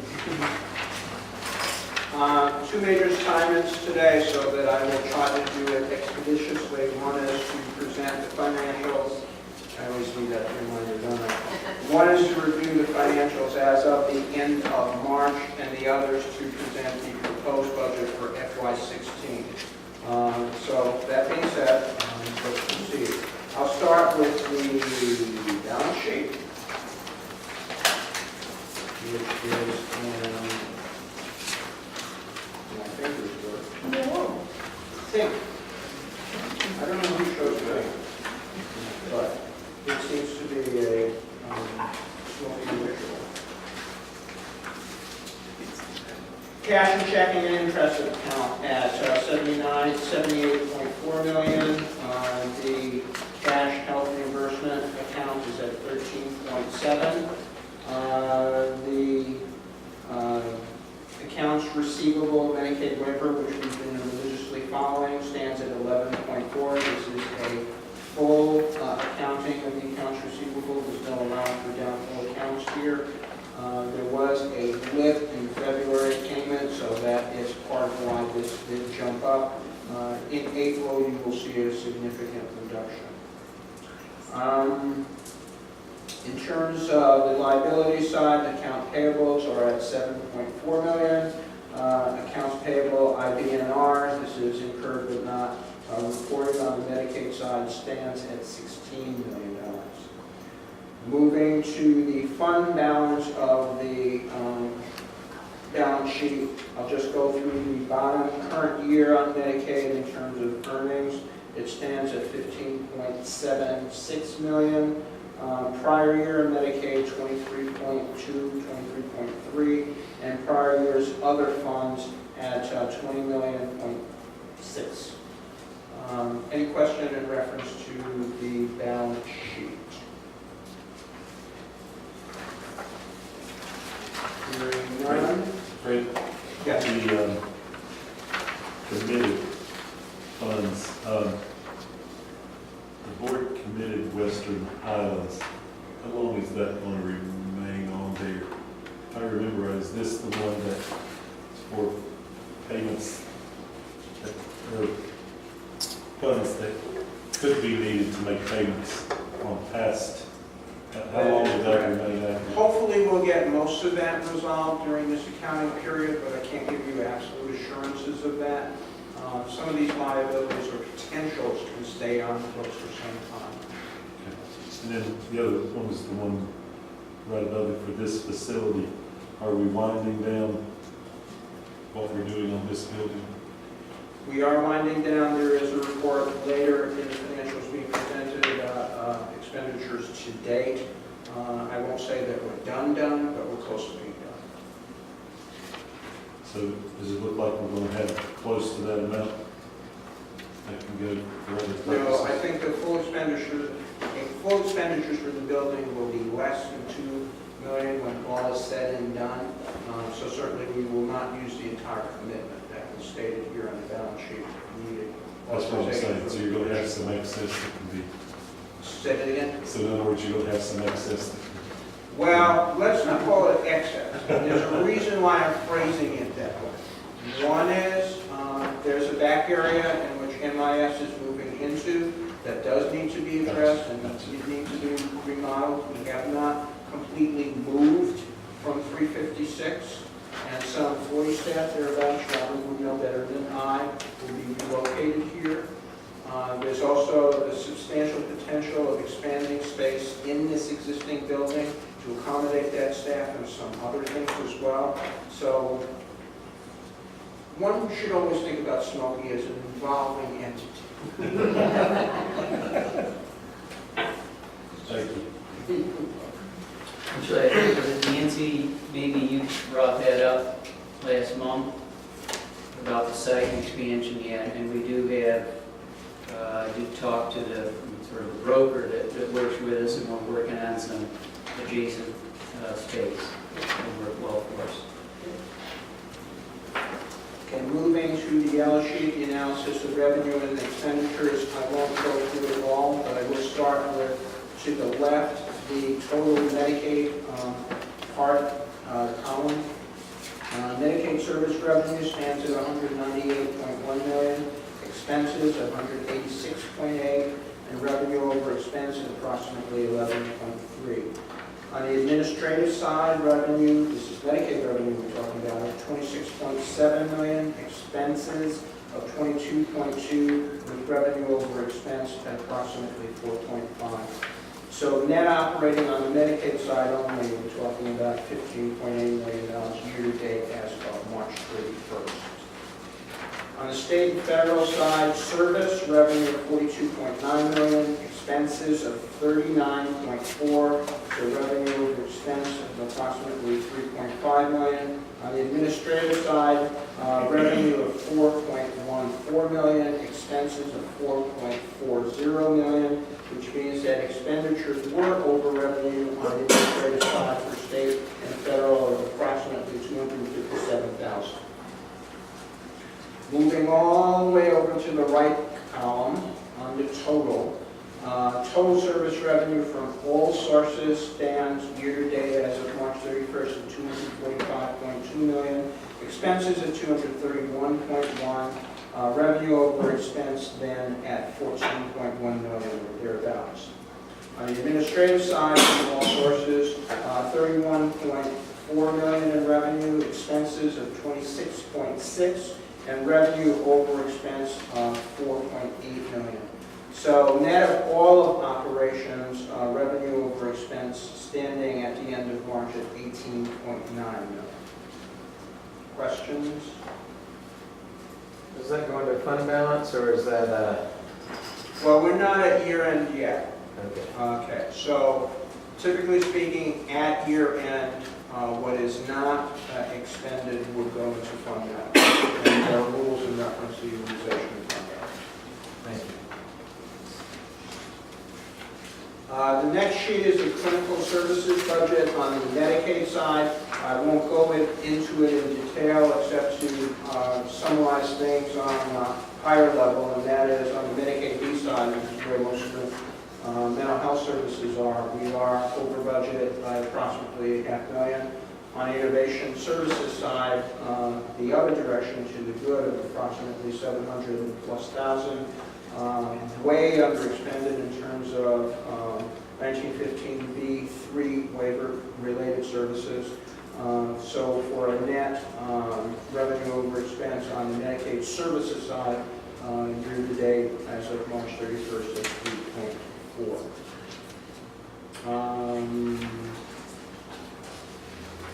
What follows is the Ridgefield expenditure report to date.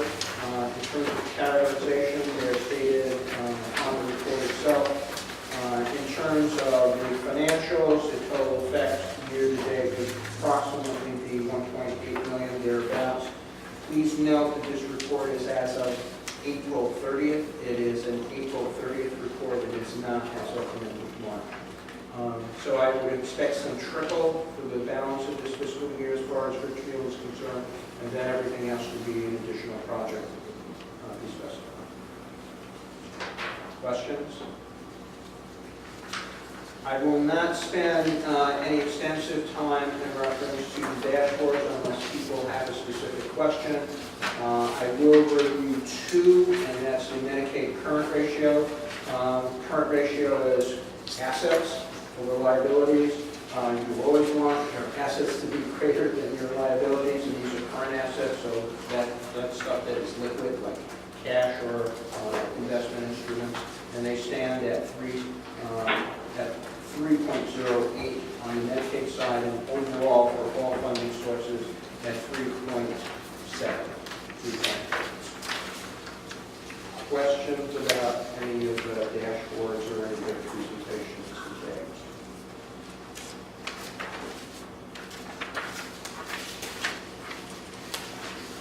Chairman, I'd like to make a motion that we accept the financial report as presented. Okay, there's a motion on the floor. Is there a second? Second. Motion is second. Any questions? All in favor of the motion say aye. Aye. Any opposed? Okay, unanimous. The next is in regards to the budget presentation for FY16.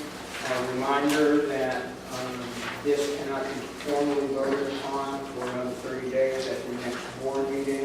It will be publicly posted on the website and some other sites as well for the public's review and comment. I'm personally referenced as far as comments to be forwarded to. So please be advised that this is being shared and you have some time to review it in detail and to contact me or Amanda in reference to any questions that you may have. So for this purpose, I will do a fairly high-level review and some comparisons. But if you have any additional questions, please feel free at any point in time. I've discovered a long time ago that these numbers don't mean anything unless you compare them to something. So I will do some comparisons over the prior year when this board met and approved the prior year budget, or the current year rather, for FY15. So the first large revenue categories, for example, is total other revenue, which stands at $8.6 million. Well, it's a significant increase over last year, which stood at approximately 4.5 million, almost a 90% increase. So there's some substantial increases in that. Some of the things to point to is, for example, the award that we received for 356, the C3 at 356 would be in this category. The award, for example, that we're receiving for mission in order to promote that work would also be in this category. So that's part of the reason for that. On the administrative service revenue side, it stands at $38.6 million. This is actually a reduction from last year, and this comes from the PM negotiations with DMA and with Mercer. So that does come down a bit by approximately $1.2 million there. So there is a reduction in that specific line. On the Medicaid services revenue side, it stands at $259.1 million. That is an increase over FY15 of approximately $8 million. I will not spend a lot of time as far as the state and other federal sources, and there's a reason for that. These are based upon what we reasonably expect to be funded in FY16. However, the state budget is not passed. It will probably not be passed for at least another good 30 days plus from now. Federal fiscal year does not begin until October 1st. As the board is aware, a variety of adjustments are presented to the board during the course of the year to address and adjust these figures as we go along. But these are the best that we know of as of today. So as far as the grand total in terms of revenue, it stands for FY16 at $369,277,546. I would like that less dollar. In any event, the revenue part is balanced On the expenditure side, what's presented to you is first the major expenditure categories of personal services, total supplies and materials, total current obligations, total fixed charges, total capital outlays, and total contracts, and they're presented by category. The details of each of those categories are specified in the report that you had inserted. I will not go through that. I do not want anybody to go to sleep, but they do fit into this. Also attached is not just the Medicaid budget, but the state budget, state and federal as well. So I'll do a high-level review of first the Medicaid budget. As you know, annually Smoky, with all the other LMEs, MCOs, enters into negotiation with DMA, Division of Medical Assistance, and their contractor, Mercer. At that time, they set, depending upon the population, and this year is completely based on encounters during the last previous 2 years, an actuarial estimate by those categories of aid, foster children, aids of families with dependent children, aging, blind and disabled, specifically what the rate is for those service categories that we would receive revenue for, per member per month. So that eligible number that you see, 167,294, is what we know of as an average past several months of eligible individuals in 23 counties that we serve. They're broken out by those categories of aid that are listed in that third column that you see. And the rate, and that's the actual negotiation that occurs with DMA and with Mercer, is what's presented in the fourth column, again stated by category of aid. So the revenue that we receive on the Medicaid program is determined by the number of eligibles times the rate. And that's it. That's how they do it. So when we get into service revenues by categories for Medicaid B, it's at 171 million. For Medicaid C at 84.5 million. And B3 has been significantly reduced this year, meaning for FY16, at 3.5 million. So the total service revenue per this is at $259.1 million. I already spoke to some extent in reference to the administrative revenue on the Medicaid side, which is as enclosed here.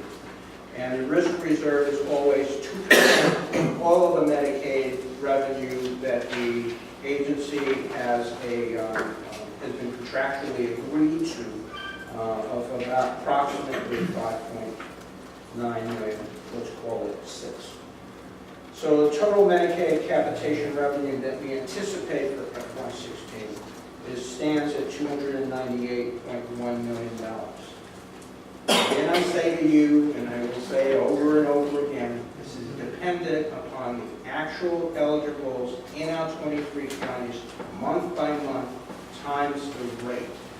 So this is subject to change. Given the demographic patterns of North Carolina, this will either stay as it is with a slight increase.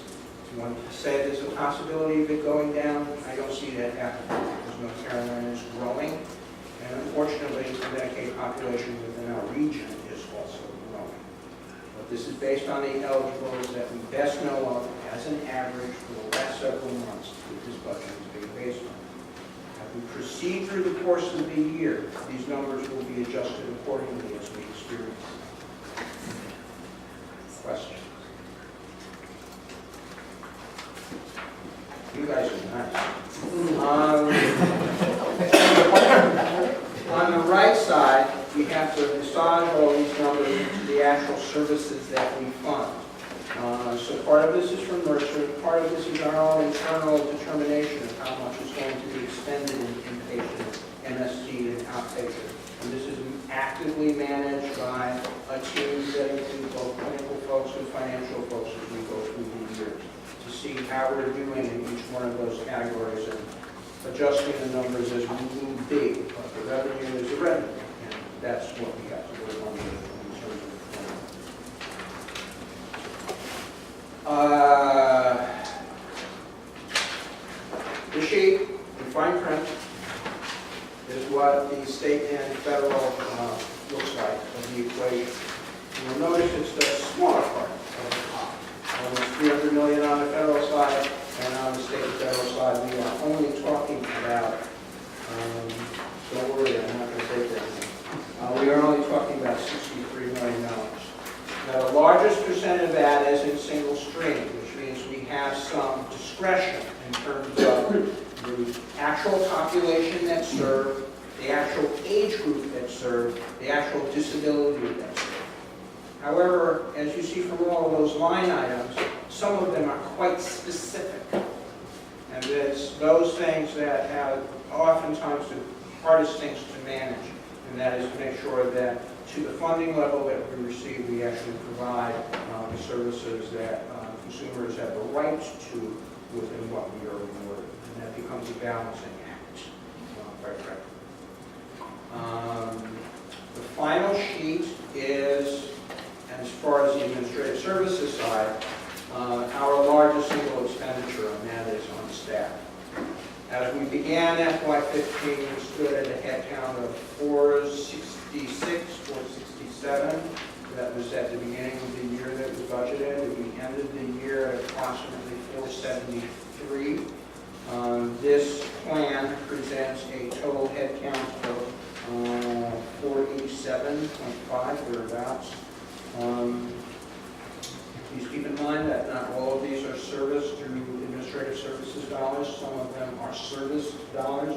The largest single group of that includes within our umbrella has to do with the Gero team, which numbers over 15, and those are all serviced through service dollars. So that is the budget as it's proposed to the board.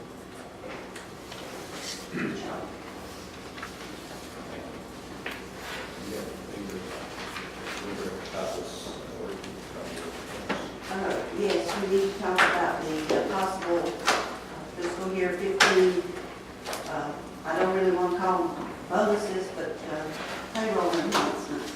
Salary savings. Salary savings. And no offense to Dr. Martin or to Jerry, but I'm sure it's easier to live on Dr. Martin's salary than it is the lowest employee. So I support that, trying to bring up the lower level employees up, their wages up. So I would like to make a motion that we accept the 2.5 salary enhancement, one-time enhancement for all employees. We're going to have four for the employees, because we're talking about finance. A floor of $500. That's right. Okay. And that's my motion, Jim. All right. There's a motion. Is there a second? Second. All right. Is there any more any discussion? What does the floor mean? That means that's the bottom of someone. If their salary is so low that the 2.5 doesn't bring it up to $500, they're going to get $500. And this is a, maybe explain a little bit, it's, each year we try to remember to turn our microphones on, and then after we do that, we try, whatever means we can to support the employees. And over the years, and for some of you that have been around here, you know how we've done that. COLA is the, easiest way to do it, and of course that goes into your base salary and keeps going like that. And of course that's more risk for the organization. It is unlikely that we will be able to do that in next year's spending plan. You didn't hear Fred say anything about that. Maybe later in the year there would be something we could do, but at this point, we can't. So part of the budgeting process going forward, of course, is looking at this year's spending. And just as a result of many factors, we have accumulated salary savings. there is already money in salary lines that we will not be able to expend because we do not have the employees in positions to spend the money on. So what we have proposed is to use that as, however you'd like to think of, a bonus and enhancement to the existing employees in a one-time only scenario that we would do as part of the June payroll. It would be the equivalent of, in this case, the motion was 2.5% of their salary. So that would be a one-time spending of existing money that's already in our budget. It's unlike how we have done this before, where we had to move money in the budget or do something like that and come to the board and request that. We're basically just, and I explained this in Finance Committee, our relationship with the board, doing something like this, we would come here and do this, even though technically I don't believe there's any requirement to do that, because it's just part of our budget anyway. So it is a matter of how we would like to use that salary savings that is left in the salary line for this year's budget. That's clear. The $500 piece, and just to explain that, that's to make a lower paid employee, the minimum they would get, it's whichever is greater, I guess you could say the 2.5% or the $500 would be another way to put that. See if this will work. Did they have a COLA this year in employees? Yes. How much? 2%. 2%? So CPI was 1.6 or something, so ending up with I like the one-time thing so you can see with the budget next year. Also, I'd be curious as to, with the state and federal budget still unknown, I'm assuming this money's already in the salary line item like you're saying. So it's not like it's going to be, this year's money. This year's money in the salary line. And could it be carried over to next year? No, it would not be in After the the base. 1st of July, could not As be of the carried over? 1st of July, these funds would not be in the base of the employee for salary consideration in 16. It would be the original salary that one would have as of, let's say, the May 15th. But the dollars themselves would be available for whatever distribution among employees. can you save that 2.5% that you're going to spend on that bonus for the next year? For general accounting. Carry it over. Okay. Should roll over in fund balance. It rolls over in fund balance is available in the operating budget. Okay. If that makes any sense to you. Literally speaking, as of the close of the fiscal year, anything that's been stated here as far as revenue and expense gets rolled into fund balance. And then there are restrictions upon management and upon us as an entity on how those fund balances can be used in the future. And there's no plan in the budget you just presented, if I remember correctly, you said there was no increase anticipated for next year. There is no, in the budget that I presented for FY16, there is no COLA. Can I speak?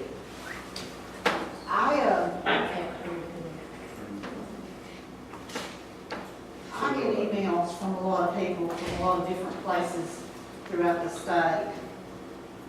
And I never thought that the employees or even the director from Smoky might be underpaid till I got an email last week talking about somebody with a $400,000 salary who's, I think, retiring and already been replaced with somebody else at a $400,000 salary level. And we're talking about probably less than 2 hours down the road. So we may need to look at what other people around us are paying their employees, because if I read what I read right, then some folks are going in the hole working for Smoky. So, and that's just an email I got from another source, but yeah, some of you may not be aware that down the road, a couple hours, people are making that kind of money. So, and that's all I'm gonna say, but I just want to fill you in. Okay. It's hard to replace good health. It is. In terms of that floor, what effectively it means is that anybody making 20,000 less would get to take advantage of that floor. Anybody above that would just be 2.5%. The greater of which would be the percentage or $500 would be another way of saying that, right? Okay, have a motion and a second on the floor. Everyone is prepared to vote. All in favor of the motion say aye. Aye. Any opposed? It's unanimous. Thank you. Okay, next item on the agenda is the County Commissioner Advisory Board report. Vicki Green.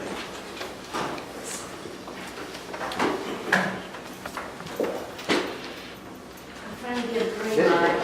Oh.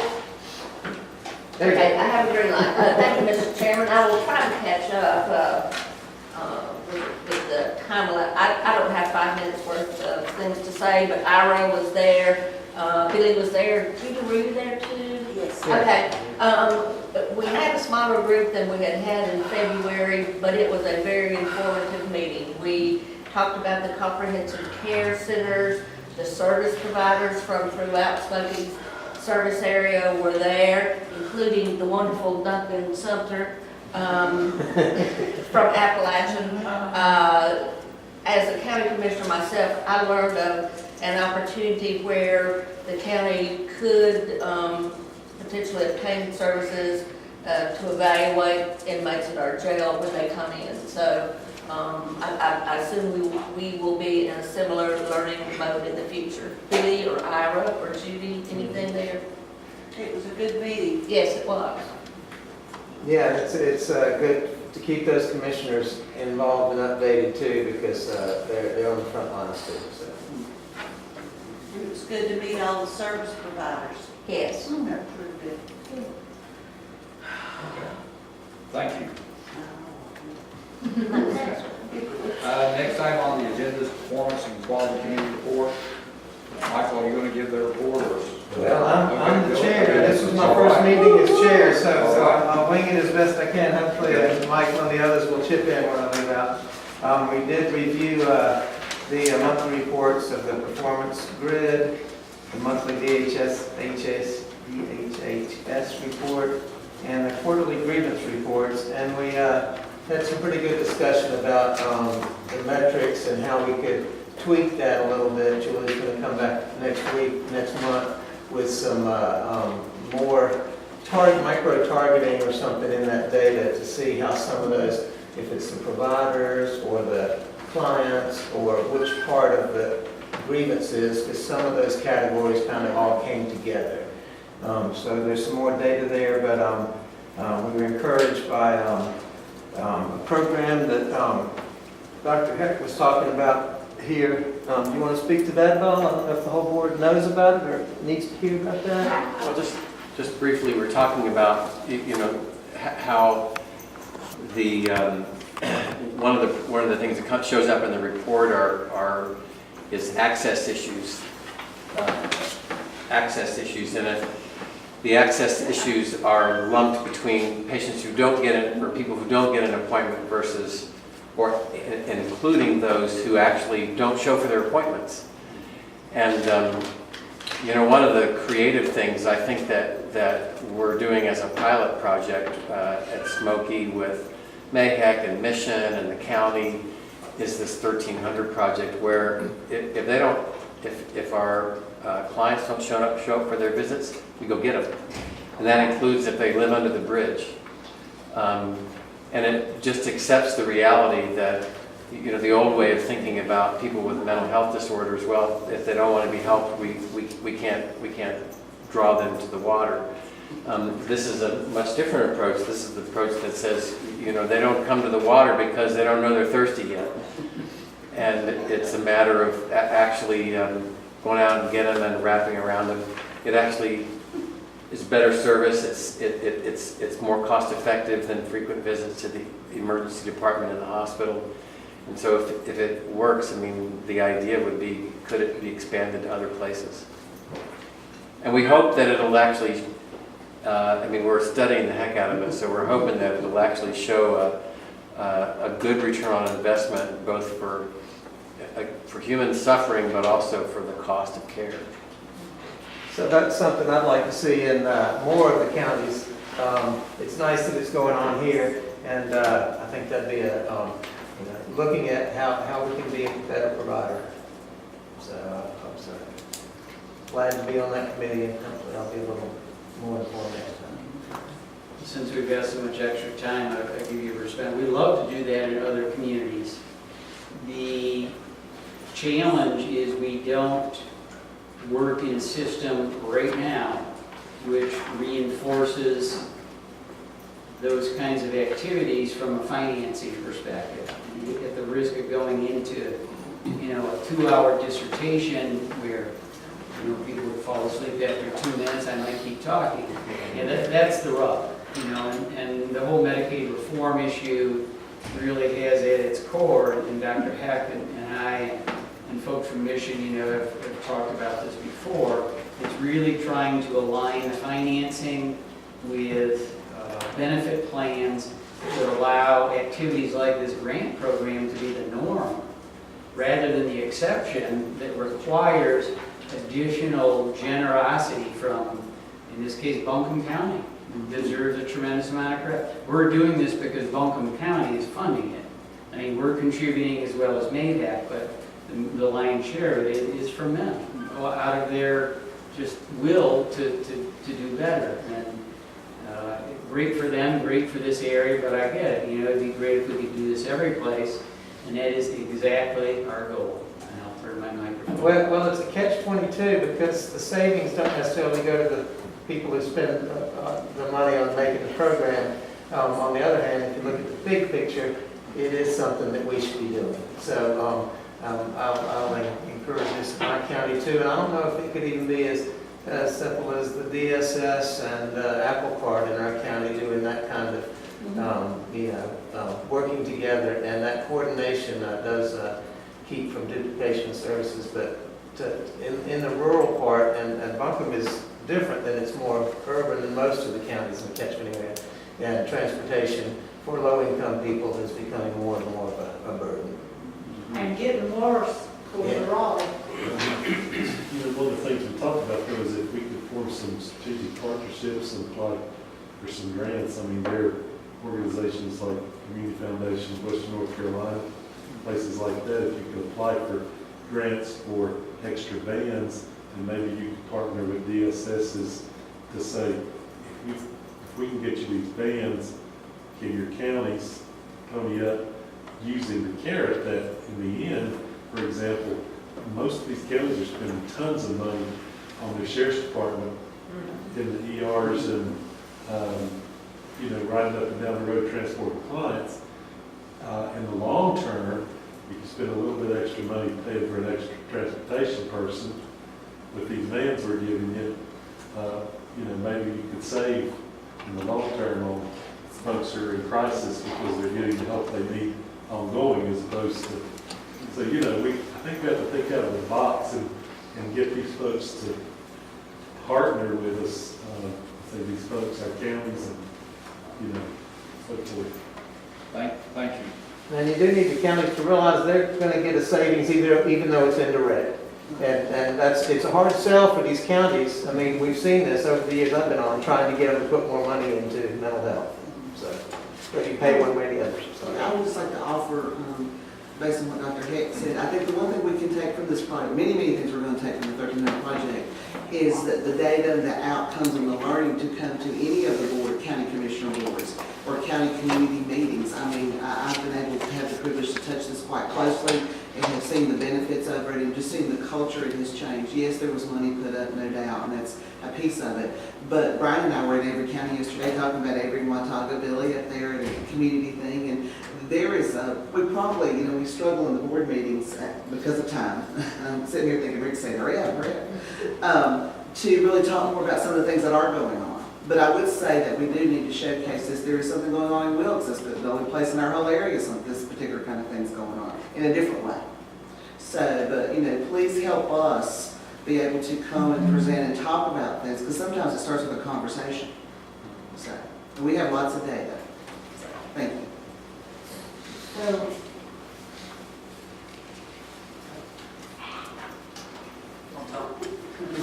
ready, there we go. So if I wanted to present this in Macon County at the, for instance, Johnny Bill's not here, but he chairs the Macon County Mental Health Task Force meeting, I could ask for y'all to come present what this pilot program is doing to the county? Oh, yes, that would be with the county. Awesome, I'm gonna find out the date. Thank you. All right. Moving right along. One item I'd like to mention, everybody has received a performance evaluation form on our CEO, Brian Ingram. And we're trying to stay on schedule with this evaluation form. If you would please fill it out and send it to Nancy Ford. We want to address this at our next regular meeting, which will be in late June. But we'd like to get these forms to Nancy by June 10th at the latest. I'm not getting any sound. Okay. You're not getting any sound, okay. You have the performance evaluation forms for Brian in your packets, and we'd like those forms returned to Nancy Ford by June the 10th at the latest. We'd like to get these in so we can address this at our meeting in June, which is late June. Okay? All right, again, I want to emphasize, we need to get those evaluation form on Brian in. So everybody has a form in their packet. Here at least. Dangerous. Yes, yes. Next item on the agenda is report from our CEO, Brian Ingram. 8 minutes and counting. So I'm going to hit the high points here, and of course over dinner be happy to talk to folks about other things, because these are complex discussion points. In terms of legislative activity, there's Medicaid reform, there's the budget work, and then there's kind of everything else that might be a piece of legislation that's being advanced or discussed. And the disclaimer is that, you know, we're very early on in the process, and you can sometimes begin to see trends or things that you think will be there at the end of the day, and you get surprised too. So that's the disclaimer about it. Anything I'm going to talk about, it can change tomorrow. But that being said, there are some very important issues that we will be tracking. I have a sheet, actually we printed it out, 10 pages. There's probably 50 pieces of legislation that through our government relations folks, they keep track of for us and with us. And rather than try to approach all of that, I'm going to pick, let's see, maybe 4 or 5 that are especially significant. The first of which, and I'll read to you just a little bit of the summary of the provision. And again, I have the reference, anybody wants to learn anything more about it. So the provision is entitled Transition to Performance-Based Managed Care Contract Management, Health Services Contract, Impacts Managed Care, Care Management, or Health Services related to contracts entered or renewed. Provision requires that these contracts include measurable health outcomes, a retainage clause of 5 to 10% to ensure satisfactory completion of contract requirements, a 30-day termination clause. Well, this is one that on the surface of it sounds great, because it deals with the performance of managed care plans, let's say. And you know, you folks in the performance committee, you know, you could readily talk about several that would be very important indicators of how well members of our health plan are doing. However, this provision is a very poorly approached mechanism for doing so. And in fact, we had a meeting with DHHS a week before this mysteriously appeared as a budget provision, and it was, I would say, embarrassing. They could not respond to questions we had. They couldn't sustain the methodology they had used for some things, and it's just a very poorly thought out approach.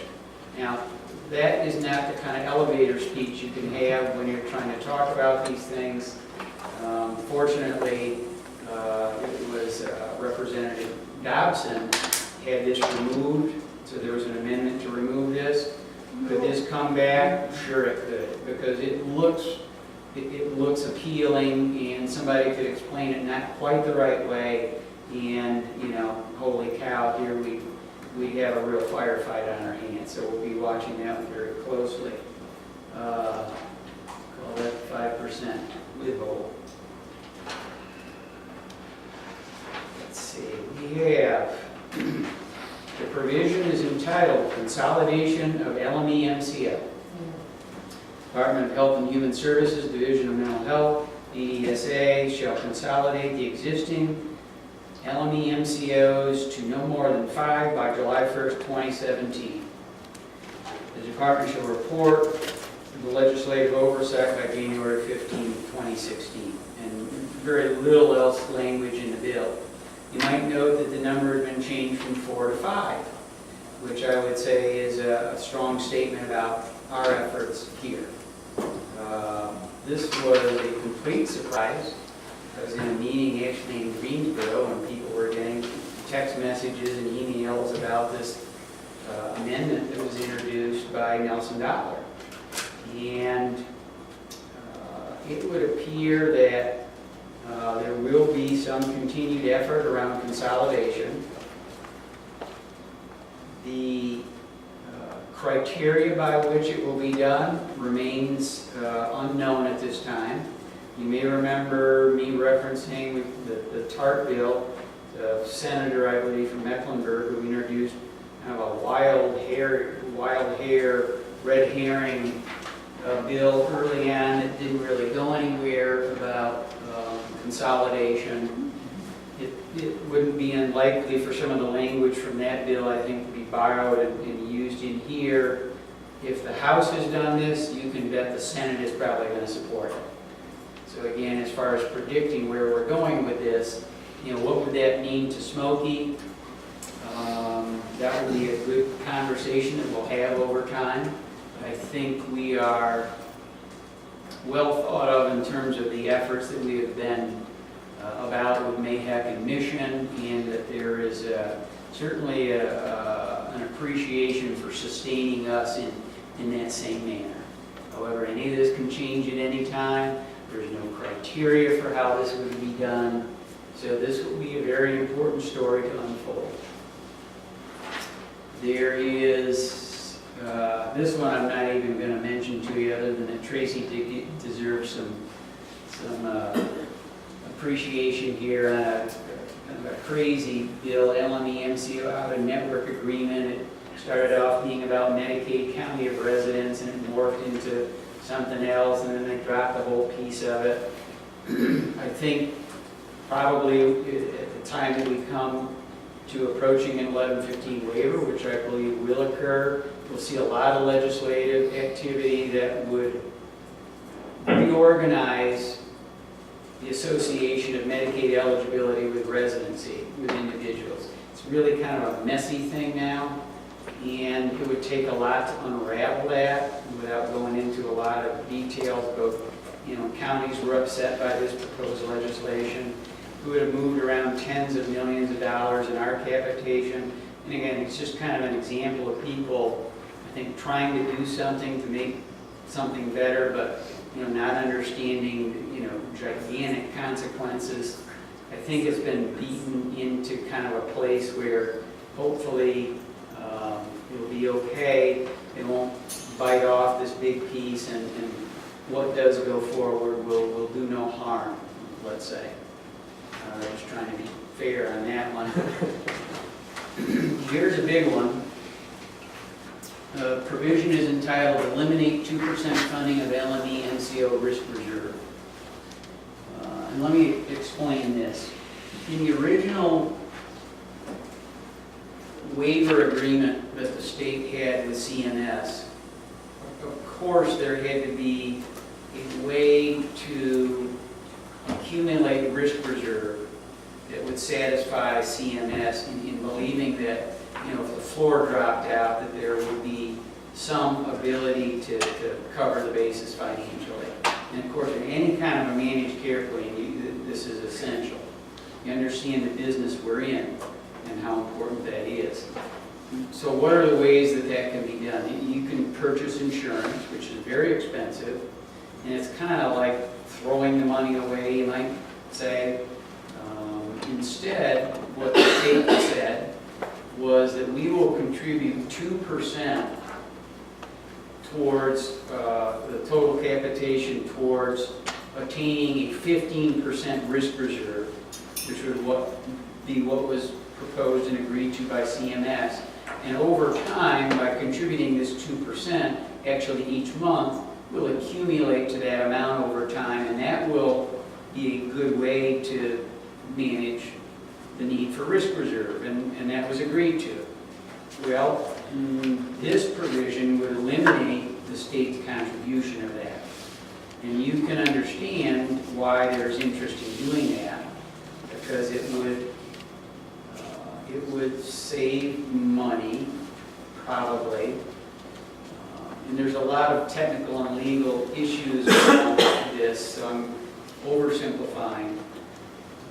Obviously, with the interest in managed care and commercial managed care, would anybody else coming in want the same deal? Well, sure, wouldn't they? And so, you know, in an approach to not have to go there, I think you can understand why there's an effort to try to not continue this practice.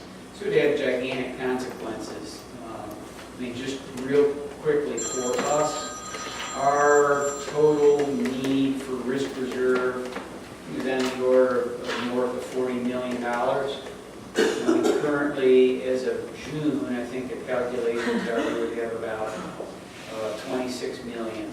So we would need, we would need 26 million to get to the 45. So we'd have around 19 million. Well, where would that come from? Well, bake sales and car washes. So that's why I wanted to bring it up tonight. And whoever would like to be in charge of that committee, we can meet later. Yeah. So obviously this is a big deal. Okay. And again, there's no meat on the bones about how this would be done, over what period of time. We received an assurance that this was going to be taken out by the House, but it came at the same day that there was news about a $50 million shortfall, so it probably didn't seem like a good idea to bring this up. What is the Senate going to think about something like this? You can kind of say, well, it got through the House, the Senate's going to, really go for this. This comes on the heels of the $400,000 salary at an LME MCO. And I wanted to touch on that too. People brought that up. People's perspective on how much money there is in this system, how the state's money should be used. These are all new questions. We're a public organization, we're new. It was an effort to use a model that is different from most states. Are we going to change that? All of this is very volatile, but that's one that we'll need to watch for sure. Let's see what else we have here. The ATC, remember us talking about that? The interest, this has been around for a couple of years, and it's finally, I think, made its way to legislation. There was a separate bill early on about moving the money that funds the alcohol and drug treatment centers that are state-run, taking the money that is a state appropriation to those organizations, essentially giving it to the LME MCOs and letting us purchase service from them, much like we do with other providers. And the movement of that money would occur over a 4-year period. And it looked like that had a lot of legs. That didn't make it to crossover. Is it likely that that could come back? I think so. It seemed to have a lot of momentum, but we haven't seen that right now. So the 2% risk reserve, 5% performance withhold, which has been taken out, but we're concerned about the merger to 5 LME MCOs and the ADATC. I mean, those are the biggies. Very briefly. Oh boy, I blew it. Yep. Okay, keep talking. Well, it's important, that we probably have some degree of conversation about, all the media attention around Cardinal and the very abrupt departure of their CEO and all that that means, not only to Cardinal, of course, and I don't know if all of you know, but that was where I landed. I came to North Carolina to begin my work there and the implementation of the waiver, and certainly had a lot of relationships still there. It came as a gigantic shock that Pam Shipman, the CEO, would be leaving, and you read the media stories about that and can draw whatever conclusion you would like to about that. And then the issue about salaries. There was a public information request made to all the LME MCOs about their salaries and how many employees there are and how many covered lives you have. So, as that story continues to kind of heat up there, it would not be a surprise to see more about that. So, we're again kind of evolving, and people will have whatever conclusions they want to about, we have too many employees, are people paid too much, are they not paid enough? You have to remember, all of this is very new and we're a unique model. But that is certainly out there. That has caused a lot of ripples. I couldn't have a meeting when I was in Raleigh, I guess 3 weeks ago. Every meeting I had with a legislator, and there were probably, I'm going to say 10 of them, every one except one wanted me to tell them what's going on at Cardinal. So this is really on people's minds. And because they're the flagship, this is a very big deal to see a change this significant. And again, depending on kind of what you think about things, is it, what does it mean and what impact will that have, especially in the legislative season like this, when people are so just excited, let's say, about anything that happens. So I wanted to be sure to talk about that today. Well, before we adjourn, let me mention a couple of things. One, we have dinner, of course, is ready for you. Another thing is, if you want a tour of the facility, which we're in tonight, Jill's going to work something out for you. I think it's fine. Yeah, well, I tell you, bring breadcrumbs with you. The others, just remember you have your travel forms for tonight. But again, we're trying to be as close to 6 as we can. We're just a little bit behind. Anyways, any other questions or comments? Seeing there's none, is there a motion for adjournment? I'm sorry, I forgot. We, each year go through a contracting cycle with providers, and there are a group of providers and services for which we are making changes. And again, this is the kind of thing that causes a lot of ripples out there. There's nothing easy about doing this. We understand the consequences of the decisions we make about decisions regarding what services and what providers. And, we prepared kind of a one-page summary that explains our thinking about this. I've been in communication with legislators and county managers and folks, mainly in the Asheville, Legacy, Western Highlands areas. It's likely that you'll hear something about it or read something about it, so I'd just like to kind of give you a heads up on that, and we just weather that storm. You think that Cardinal thing will have anything to do with consolidation? You think that's given Western Highlands issues, or is it somewhere else? I think it's on some level, I don't know if it's, I'm going to choose the right word, shaking people's trust to a certain degree. I think trust is maybe not quite the word, but when you see something that big happen, it just kind of shakes everything up. And people wonder, and if they're skeptical anyway. So I don't know, Billy. I think it'll have, all you have to do is read the newspaper, and you see it. There's quotes from Tommy Tucker, very major senator, just really, he's mad. The thing I thought was odd was they hired a replacement and started them out at the same salary, which I thought when you hired somebody new, they kind of worked their way to the top.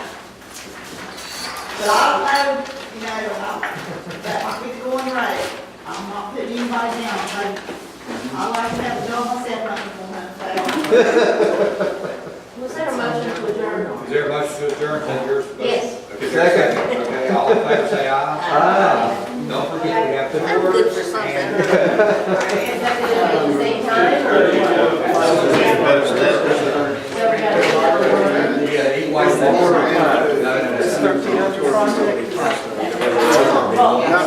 You'll hear more about it, but is there well, we're not really, but we're happy to like, present to a like that.